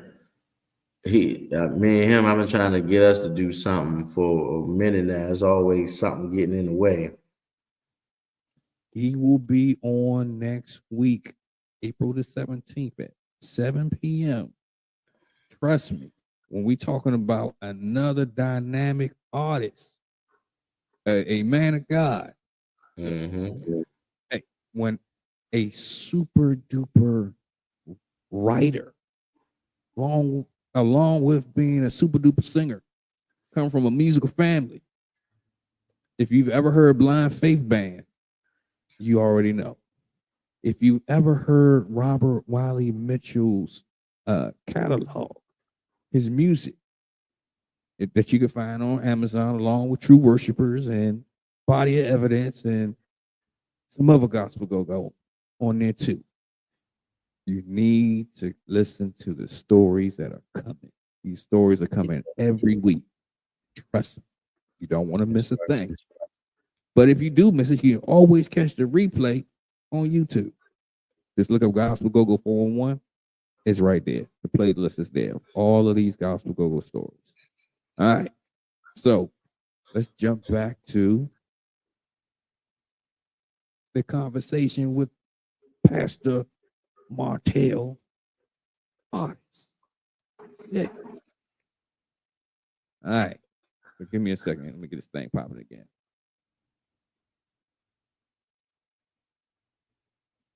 All right, there we go. All right, so now we back. All right, so when you say, okay, so let me ask you this. So transitioning from regular go-go to gospel go-go, did you come across any haters or any people that gave a negative reaction? Or somebody tried to pull you back? No, everybody has always encouraged me. They always, I guess, everybody that I know have seen my transition throughout the years. So it just makes sense to them. You know what I'm saying? Like, okay, yeah, I know you with God now. I know, you're doing gospel go-go. That's a good look for you. I see that on you. You know what I'm saying? So it's just, I never knew, I just never knew about no haters. They don't ever be direct or in your face. So I don't know about that. I don't get caught up on that stuff. And so it's been nothing but a push, and that's in all genres, of all types of walks of life, of people that I do know, and definitely from the regular go-go world. Always give us our props, always pushing, from Big G, always, gave us our props. Stump Dog, Buggy. I got a recording now. I got a recording from Juju. Really? Like, yeah, Juju, like, man, y'all something else. And just giving us, flowers. And so it let me also know that the who's be listening. Mm-hmm. There you go. Sugar Bear, they've heard us and loved us. I played, we played us in EU, outside around Waller Place. So like and that's the type of stuff I like to do. I don't want to just be stuck in the church. I'm outside. I like outside. So if we ever try and have outside events, I want to be the guy because I like to be outside. So it is, for me, it's a way to compel them because I done did gospel go-go baptisms. Okay. We right in the middle of Southeast. You know what I'm saying? Having baptism with the gospel go-go. I mean, it just hit different for me. That God told me that Tru Worshiperz was a door, and that it's the sound that's going to compel. It's just going to be like, huh? And I'm not leaving. I'm not leaving without praying and covering everybody. I'm not getting. I will open up.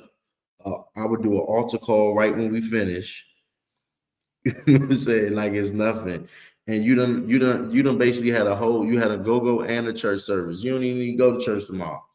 I don't got you together. And that's just. But it don't hurt to go to church tomorrow. It don't hurt.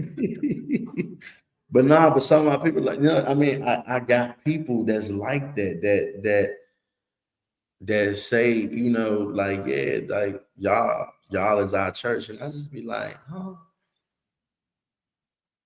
But yeah, that's true.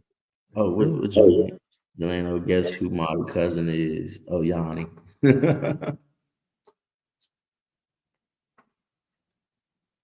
Hilarious. Yeah, that's my cousin. Oh, that's your cousin? Yeah, that's my cousin. Yeah, that's everybody related to everybody. That's my cousin. Well, a lot of people also don't know that my grandfather is Dancing Tony. Oh, really? So yeah, just that club life that it's always been in my family. It's always, it's just, yeah.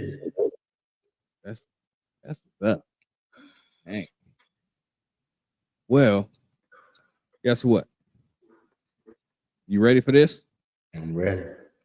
All right. So we got somebody special that we're going to add into this conversation. You're not aware of it. Huh? Yeah. You ready? You said what? We got somebody we're going to add into this conversation that you're not aware of. Lord, are you ready? They got surprises on the gospel go-go, the stories behind the crane. You never know who might chime in. Who is it knocking on my window? It would be. Hey, fam. Hey, fam. How y'all doing? What? So, all is well. Thanks, Delano, for chiming me in. I just want to give my little 2 cents about Tru Worshiperz. When I say I love Tru Worshiperz with everything, I love the ministry, as I stated before, of it. I experienced it front and center, seeing how God moves at these performances, if you will. And it just amazed me. Like when I found out about gospel go-go, I lost my mind. Because I was at a place where I didn't want to let the go-go thing go, but I was trying to move forward in God. And so when I found that out, and then I got a call from Ashley, or text from Ashley about True Worshiperz, what have you. And so the very first time, I believe it was himself, me, and Benta, at a service somewhere in somewhere, but it just felt, I just felt like right at home. And to see how we were able to see him mesh the crank with God, it was just phenomenal to me. Like and he just does it so smooth, just so I can't even find the words, but I love it, and I appreciate the opportunity to be a part of True Worshiperz. Me crying. Man, and then and I just had to say about the time, like I think what did it for me overall was the time I came in, as I explained before, and I was so distraught about my son. And after rehearsal, him and Benta prayed with me. I was so broken at that point, but the ministry and both of them saw fit to pray for me, because I just didn't, I was gone. And so after that prayer, and I don't even think, Marty, I don't even think I told you right away that he was released. I think Michael was home probably close to a month before you even knew. But right after that, he was sent home. And I just, it's just more to it than the music. It's more to it with Marty than, the shows. God is truly at the center of it all. And to see how the members come together and do what they need to do. And Lord, I'm telling you, seeds being planted in every one of them, regardless of their lifestyle, regardless of what they're doing. I see the seeds being planted in them through him. So I just had to share my two little cents.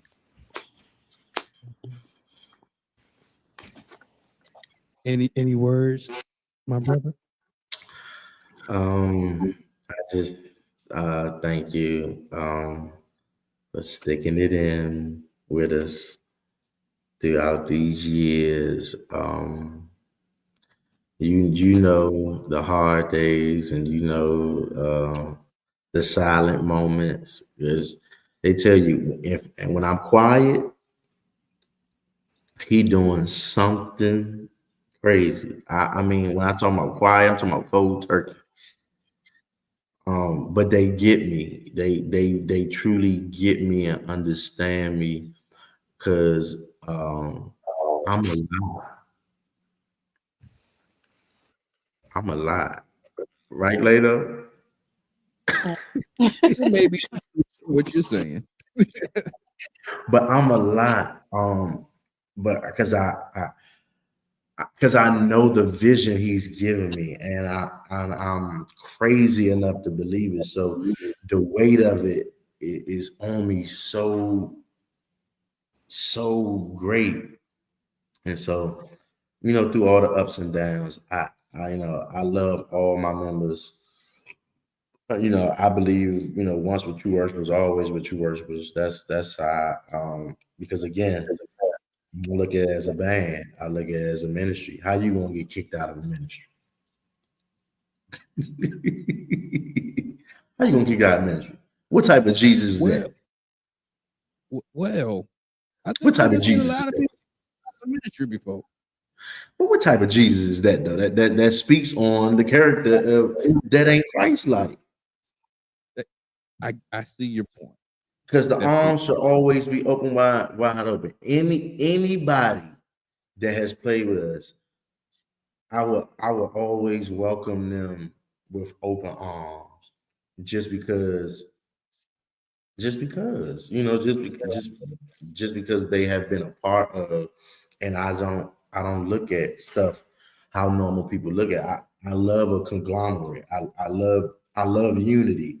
I love the people. So it's like, and then I get invested. I get invested, deep invested. So not only that, I'm your case manager. True. I'm y'all know, like I'm deep in it. So it's just like, it's more to me. I really care about the soul and I'm really praying about the soul. It's been members who've been strung out on drugs. I'm talking about real drugs, hard drugs. I'm the one that's gonna come in, kick a door in, come and get you. You know what I'm saying? Like I have been to everyone what I wish I had for me. And that's one of the main reasons why I think Tru Worshiperz is so effective, because it is literally born out of pain, born out of trial, born out of tribulation. And it, you know, as when I say it, I say it very, very boldly that his hand is on my life. Like I say it in songs because his hand is truly on my life. And even when I want to move the hand, it don't go nowhere. And so I'm forever encouraged with this surprise guest here. And listen, for those that are on and listen. Tomorrow we have an anniversary show. Tomorrow, live tomorrow. It's the 9th anniversary. 9 years of nonstop giving God the glory. I don't know how making it to 9 years. And each picture on this flyer, it depicts certain moments and individuals down through the years. I mean, from the beginning, you know, and I'm big on that, whether who come, who stay, who leave or not. You are, you know, it's like a game in this thing. Yeah, you get initiated in this thing, you don't get out. You gotta die to get out. Okay.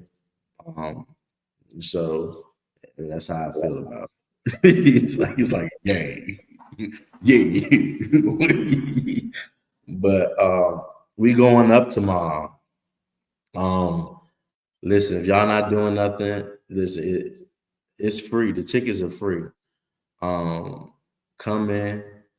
We're gonna give y'all a little bit of Tru Worshiperz. My brother, Overseer Jonathan Marshall, out of Georgia, coming. He coming. Elder Jacobs, my brother, who many of us know, you know, he's coming to cut up with us. He loves Tru Worshiperz. He said, Doc, listen, I'm coming to the anniversary. That's what you need to know. You ain't got to worry about giving me nothing. I want to be there for y'all because I love y'all that much. And that means a lot to me when people who are down the street won't come and see about you. But the Lord will have people who gonna, I mean, he driving that. They driving now, I think. They driving now. Really? They driving from, I think Jacob's in Texas or something. Wow.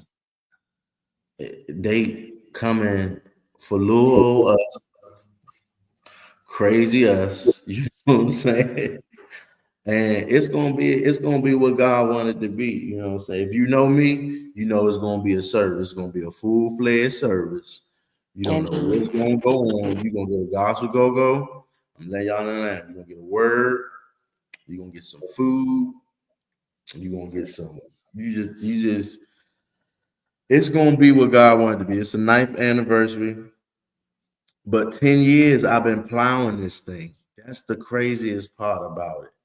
And I can't even, it just don't even make sense to me, Leno, like how far this thing has truly came.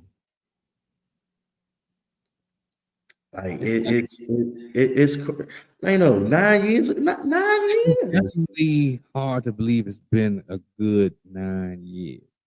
I cannot, it just, it don't even make sense to me. Man. It don't make sense to me. Time will creep up on you and disappear on you.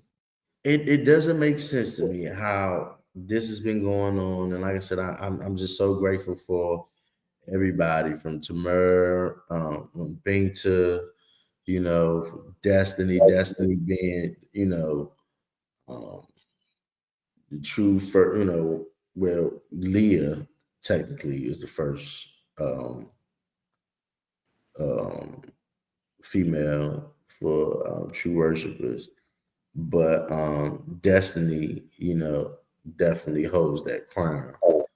For real, and that's just all truthful, and just the dedication throughout the years. You know, we spent a lot of time growing up and developing with each other. You know, from it all, like everybody, my heart. I'm overjoyed to see, you know, where everybody is, what everybody's doing outside of it. And, you know, the love is real. You know, I can't, I tell people all the time, you can keep that fake love.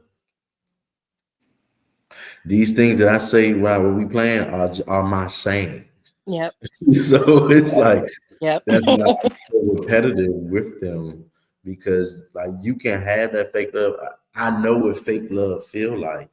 And I don't want anybody to ever feel on some fake love, like, because when I love Jimmy. I lost many people. All my real friends are dead and in jail.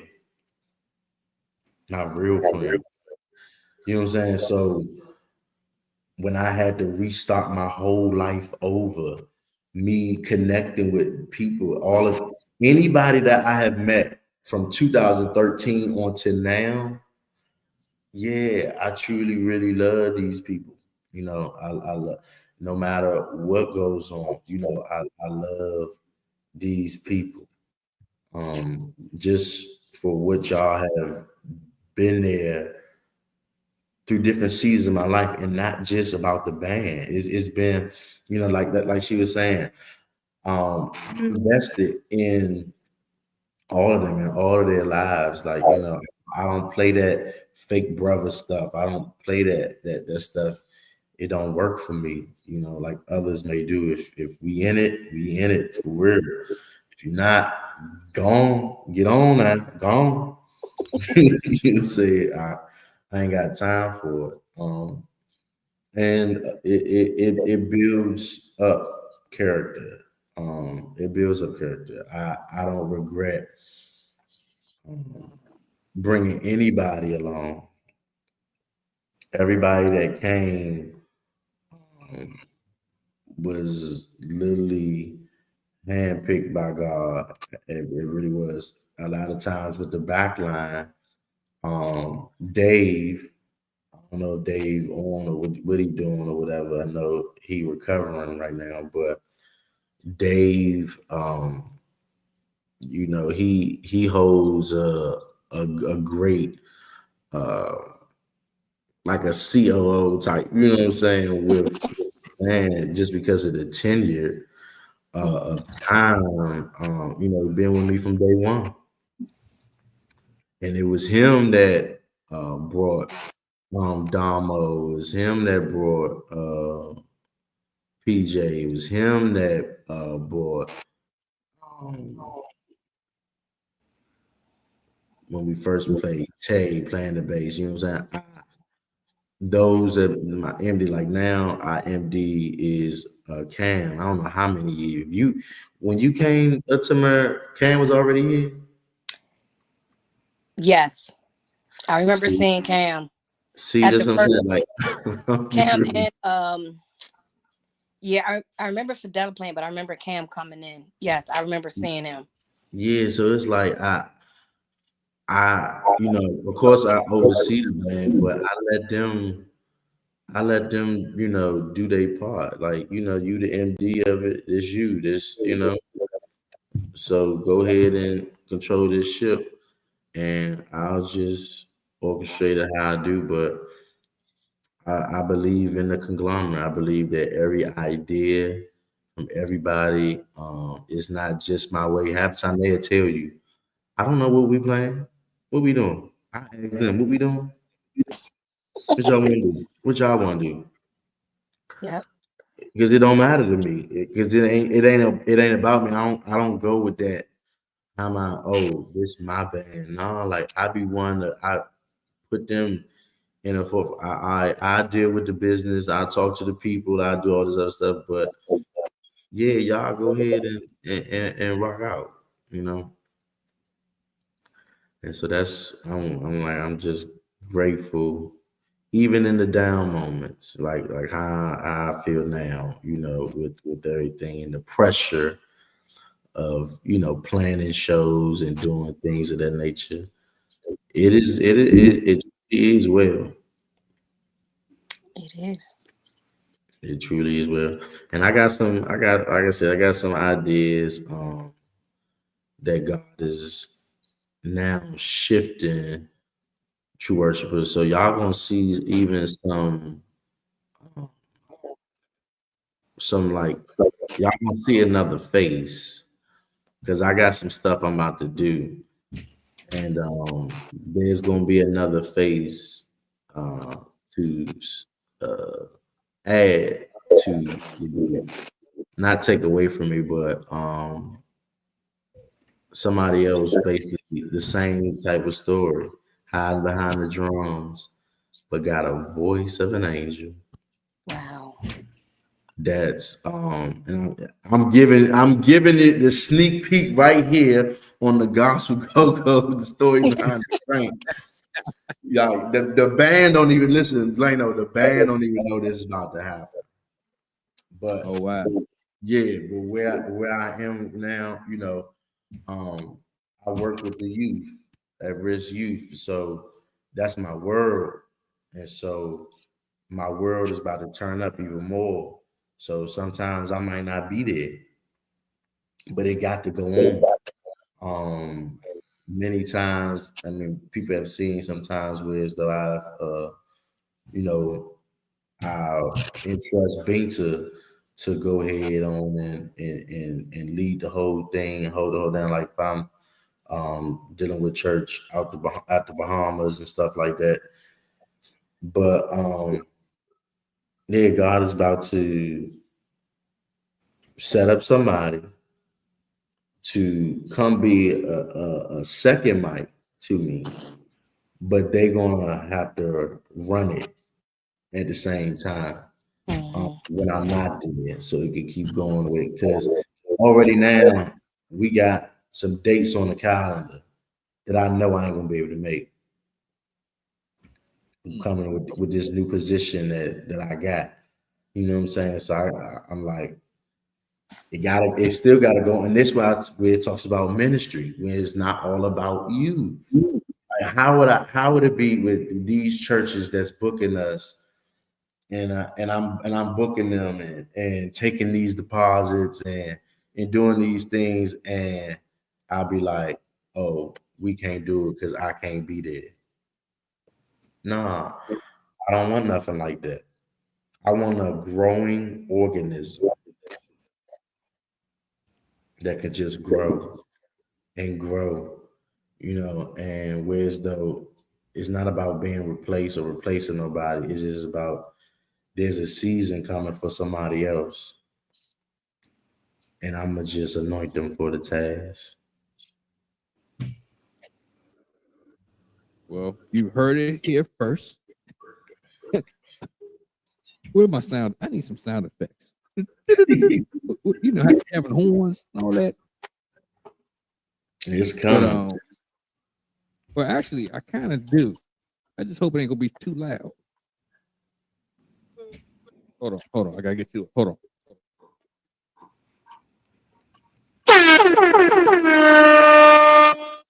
Okay, there you go. This jockey. There you go. Yeah. Funny stuff. But that's what's up. That's what's up. So when will we be able to experience this new direction? When is They'll be coming in. So we got the anniversary coming. They'll be around starting 420. We at the Shock Bar.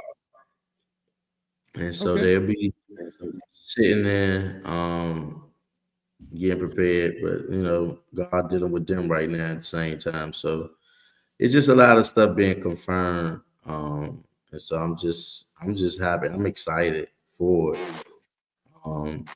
Just because of needing that help, I remember, like I said, having a 2-man, when I had Lil Jordan or whatever. And it was a great assist, and so for a long time it's just been myself and these two ladies. And then of course, I've had different people coming and just doing rap. And that's cool, but I expected a little bit more, or I guess I got more in my brain I want to see. And for whatever reason, this didn't happen or work out for them, for the vision. But I'm hoping to see that in the next individual that's coming. And so I'm excited just to have that help and assist. Definitely. But yeah, they is the same way, come from the regular go-go. Mm-hmm. And ready to do what the Lord say. So let me ask you this. Let me see if I can guess. So has this individual played in gospel go-go at any point? No. Okay, I have no idea. Never mind. Yeah. I mean, he a known face ago. He been on the go-go scene for a long time. Okay. Hey, I can't wait to see who we met at the culture club. Okay. So yeah, but I'm just expecting new things. Yes, so definitely, you'll still hear us, and I'll still be around. I'll be when I can make it, and that's what it's going to end up being. Because I got some goals I got to do, and I know it's going to clash. So the only way to make it work, play the background. Sometimes that's what you got to do. We manage your mind. So, manager Marty. So, manager Marty, when you gonna have gospel go-go in the Bahamas? Because we're working on it. We working on it right now. We working on it. I'm actually waiting for the approval of these funds to do so. So okay. So then I'm gonna use it as it's also a teaching method behind it too, because so many of us who have never been out the country, who have never experienced traveling. So I'm trying to open it up in a way that it's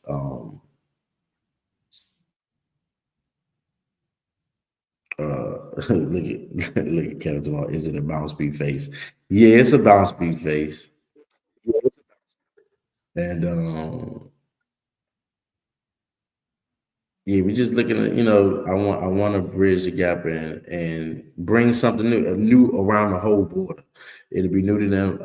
Bahamas has a sound called Junkanoo. And okay. It's very it's their genre of music.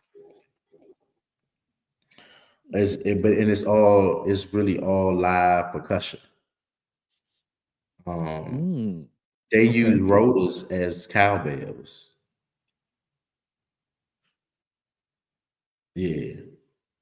You gotta look on YouTube and just type in Junkanoo. And it's still like marching band sound too with it, all incorporated, and we're gonna merge them things together. So it's in the works. So when you expose the Bohemians, right, to Gospel Go-Go, what was their first initial reaction? It was like, what's this? Okay, they, rocking and dancing a little bit to it or whatever. So it's been a different. It's definitely been different, and I think it's great cross exposure. And Yeah, it's gonna be something. It's gonna be something. So yeah, just waiting for these approvals and working out. Of course, working out the whole budget, because got to make sure all these people make sure they get their passports and all that stuff like that. So, but it's definitely in the works. It's definitely gonna happen. The more the merrier. I would love to make it bigger than just us. So we'll see how that go. But yeah. Y'all about to do the real Fire Fest instead of the jankiness we see on the internet. Yeah, I'm trying to. That's what I'm saying. We just let's make some impact. Let's go. Let's spend a little money. Just go set up shop and make impact. All around this world. The world waiting for us, and it truly is. That's all. It's waiting for us all. So we just need to get out.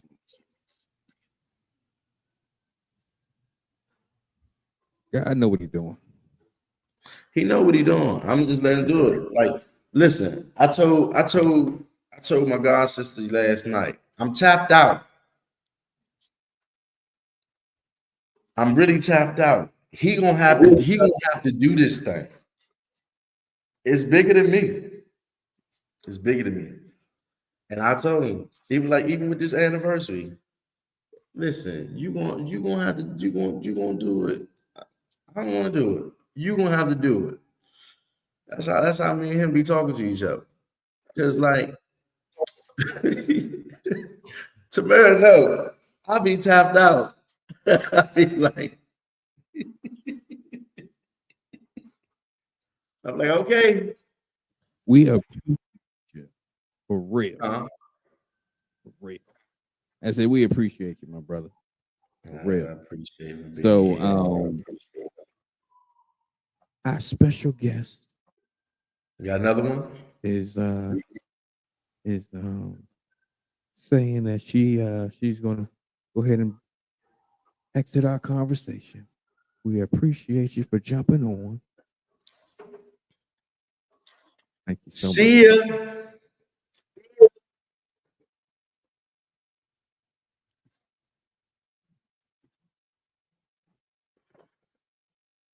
My brother. This has been a great conversation. You got people everywhere chiming in. So Robert Wiley Mitchell says, we're gonna put this together. Y'all collaboration. Yes. He said that because we've been talking about it now, and that it's been we talking about 9 now. It's been years since we've been talking about this thing. Really? Okay. All right. That's what's up. All right. So what else is coming on with or going down with Tru Worshiperz?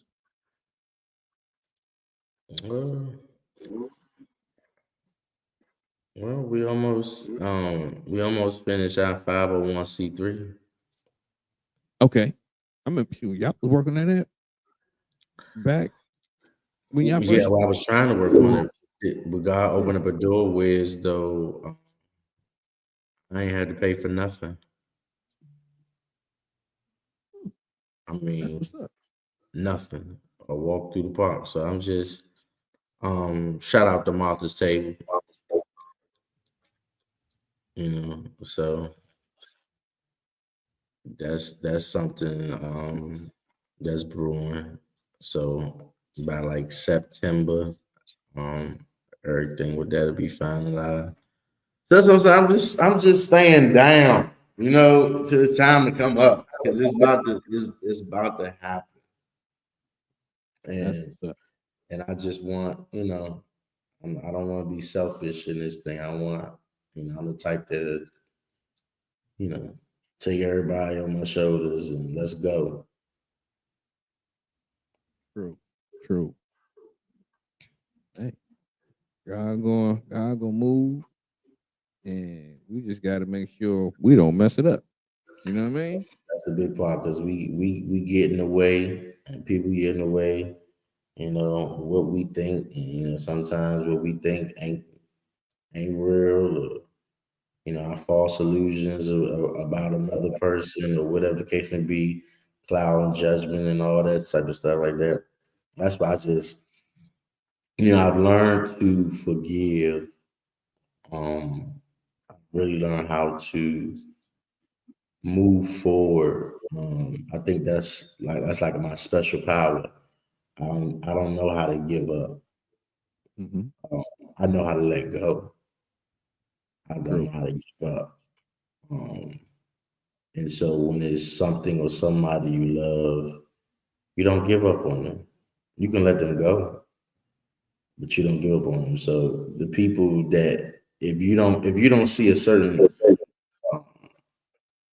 person around or with no more, they still on my prayer list. They still on my prayer wall. Because that's how I was set up. So I pray nothing but success. Because when my time be coming, I need all of them. I need all of them. True. But yeah, that's the gospel go. So yeah, we're gonna be throwing some more shows throughout the summer at my church. In the name of the church? So Citadel Cathedral of Prayer International, 9106 East Hampton Drive, Capitol Heights, Maryland, over there, not too far from the Wawa. What else over there? Wawa, the old Krispy Kreme, Dave and Buster's, all that in that area, right off the Beltway, right off Central Avenue. And yeah, so we're gonna do a few things. There's a few clubs that been talking to. My homie just opened up a club. He already talking about let's put something in motion. I'm like, all right. So we gonna figure that out. Have it at work. We're gonna make that work. And then I'm for meeting people where they are. And so I need a team that's gonna help with the same mindset to meeting people where they are. Because we can make the impact. I bring a Sunday morning wherever, on a Friday, on a Thursday, on a Wednesday. True. So I just, we just need to get in. And like I said, it ain't about no money, but it take money to do these things. If people don't know, it do take money like any other thing. Church always get a bad rap, or any church thing get a bad rap about money, but it's the truth of it all. Like I said, I was throwing shows, doing stuff without a dime in my pocket. When I was in shelters, when I was, had no job, I'm struggling at home, it means more. So I'm all about seed sowing. So and sow these good seeds. And so yeah, anybody that, like I said, I see some people that want to connect and partner or whatever. Let's do so, man. The field is wide open for me, it just gotta make sense. So True. if it makes sense, I'm for it, and we want an influx of people to be a part, but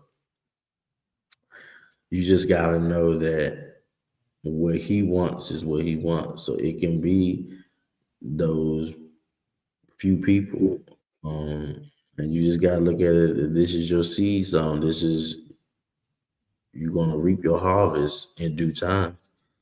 Rome wasn't built in a day, and so or a week or a year. You know what I'm saying? But good things take time to be perfected, and I believe that as long as we all stay in the race, we'll be fine.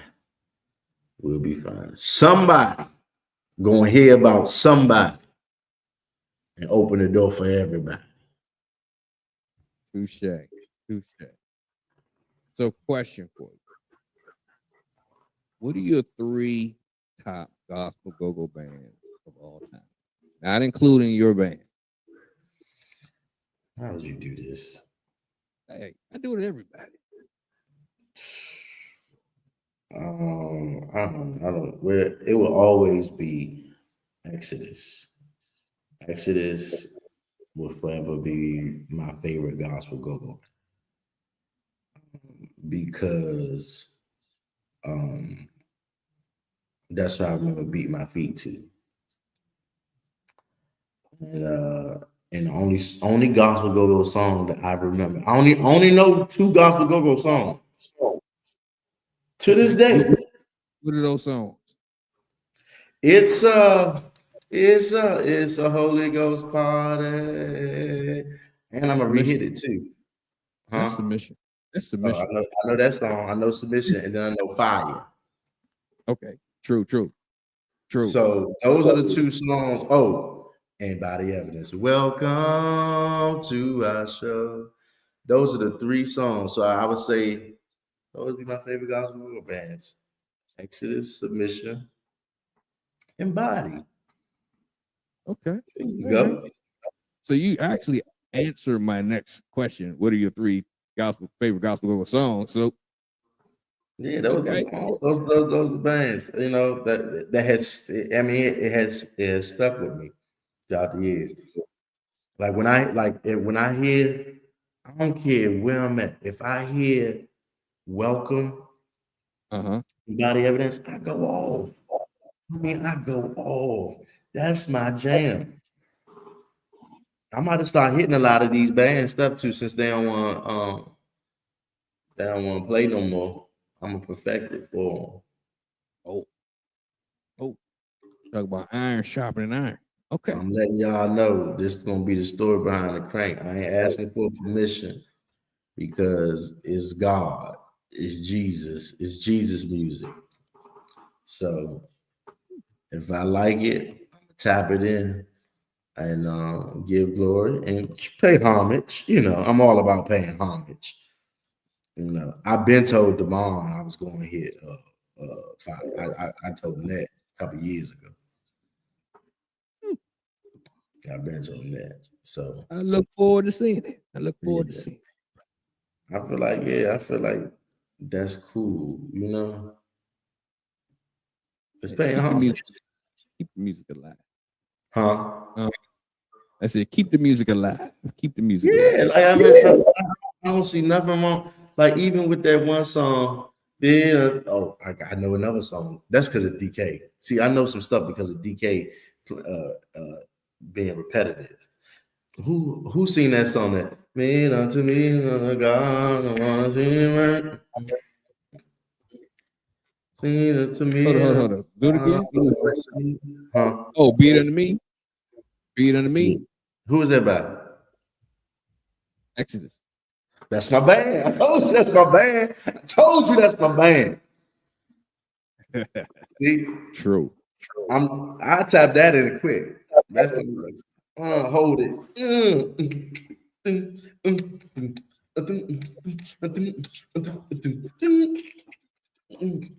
Yeah, I can see that.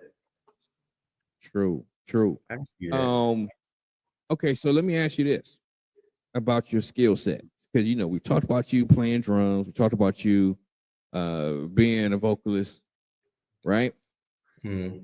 When did you realize? Okay, when was the first time you had to play drums and lead mic at the same time? Because I've seen you do it, and I was just like, "This dude amazing." Go ahead. Yeah, I did that. I did that. Again, when you got, we go through these phases in bands when as though people doing one thing, doing another, say they're gonna do something, don't do it, not accountable or whatever, whatnot. Everybody know with me, the show gonna go on. It's gonna go on. Somebody gonna do it. True. And if I'm gonna do it, I'm gonna do it. But church, see, that's why I love the church. The church taught me how to do that. Okay. So it was my home church, which is Greater Tyson Temple. They taught so the praise and worship leader at the time was an organist, and the organist couldn't sing or do nothing, couldn't lead the people in nothing. They wasn't feeling nothing. I mean, the people were just sitting. I mean, it was just, so give me that mic. I'm playing the drums at the time. Just give me that mic. Just let me do it. Just let me do it. Let me do it. And I would just get comfortable in doing it and playing regular church. And but going in. So when it came to the go-go side of things, I just it come as second nature. I mean, I did it. It was a time, it was like just three of us. It was Dave, me, and I forgot who was playing Tom. I think it was Lil J or something, or somebody, Damo or somebody. And they had to go on. These people paid their money. They ain't getting that money back.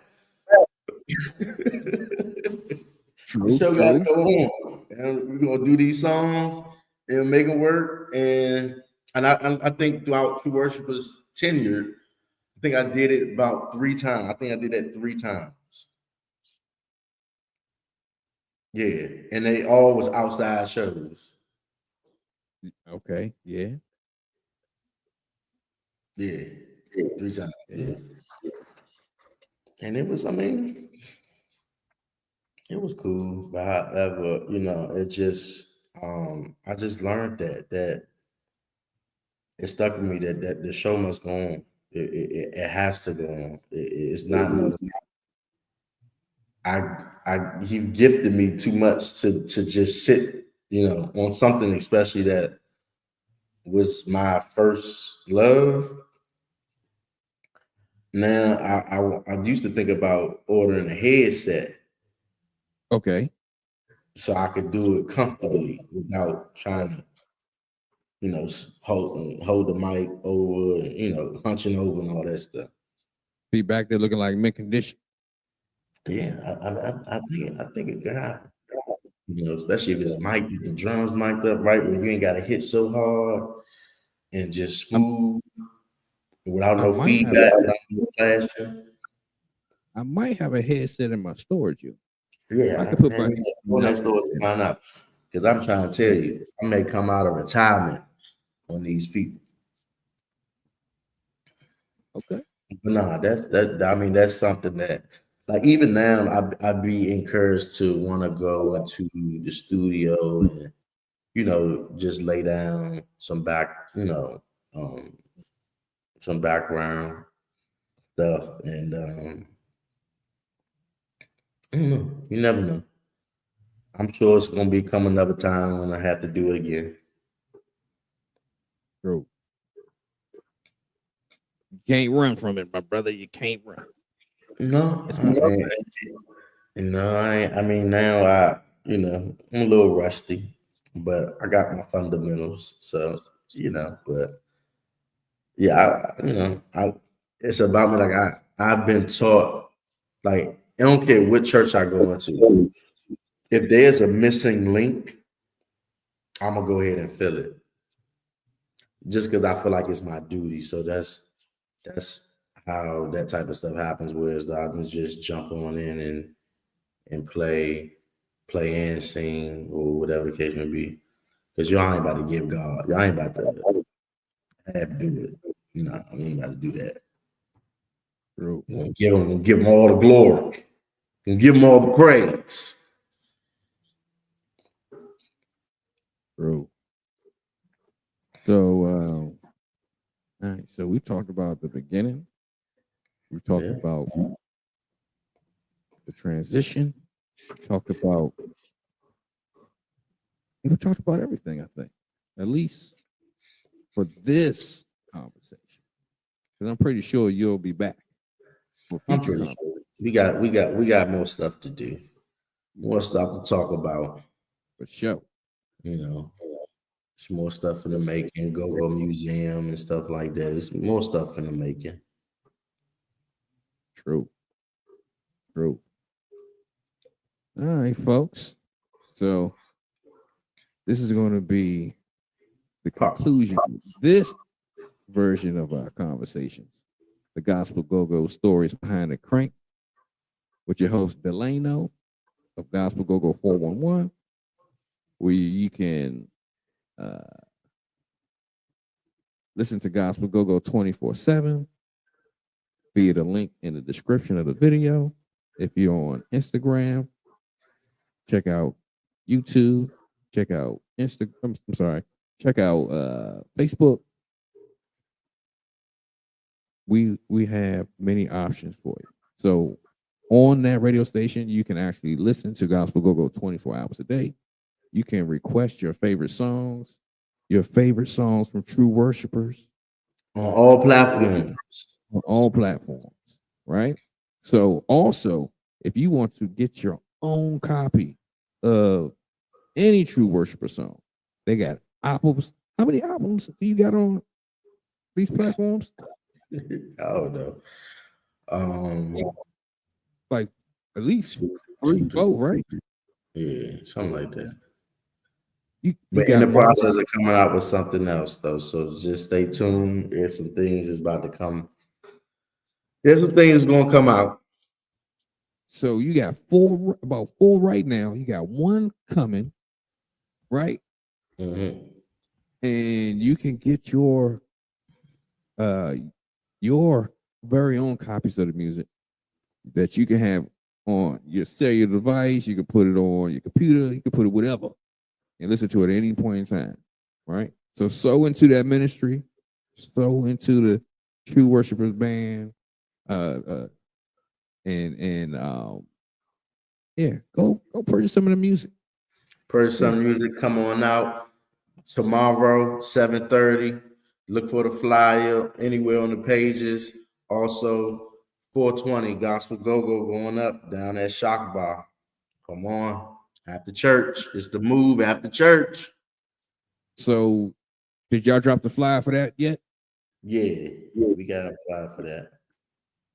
Okay, so how can somebody catch up with Tru Worshiperz itinerary or their calendar? Again, we on Facebook and we on Instagram. And also you can go to the website at martelartis.com. There you go. So take a moment, subscribe, follow, like the video, subscribe and follow to Pastor Martel Artis. And that's gonna be it for this episode of Gospel Go the Stories Behind the Crank. We want to thank Pastor Martel Artis for coming through for this dynamic conversation that we had tonight. And we'll be right back at you. And also don't forget, next week we're gonna have my main man, Robert Wiley Mitchell, on the platform, having another great conversation about his time in Gospel Go-Go, his experiences, and what he got coming up right here, right now. All right. So again, we appreciate everybody coming through. let somebody else know what we're talking about and come on through again next Thursday on April the 17th at 7 p.m. All right, folks. Don't forget to subscribe to Gospel Go-Go 411. Thank you, sir. I appreciate you 100%. All right, folks. That's going to do it. Catch y'all next week. All right. Peace. Don't.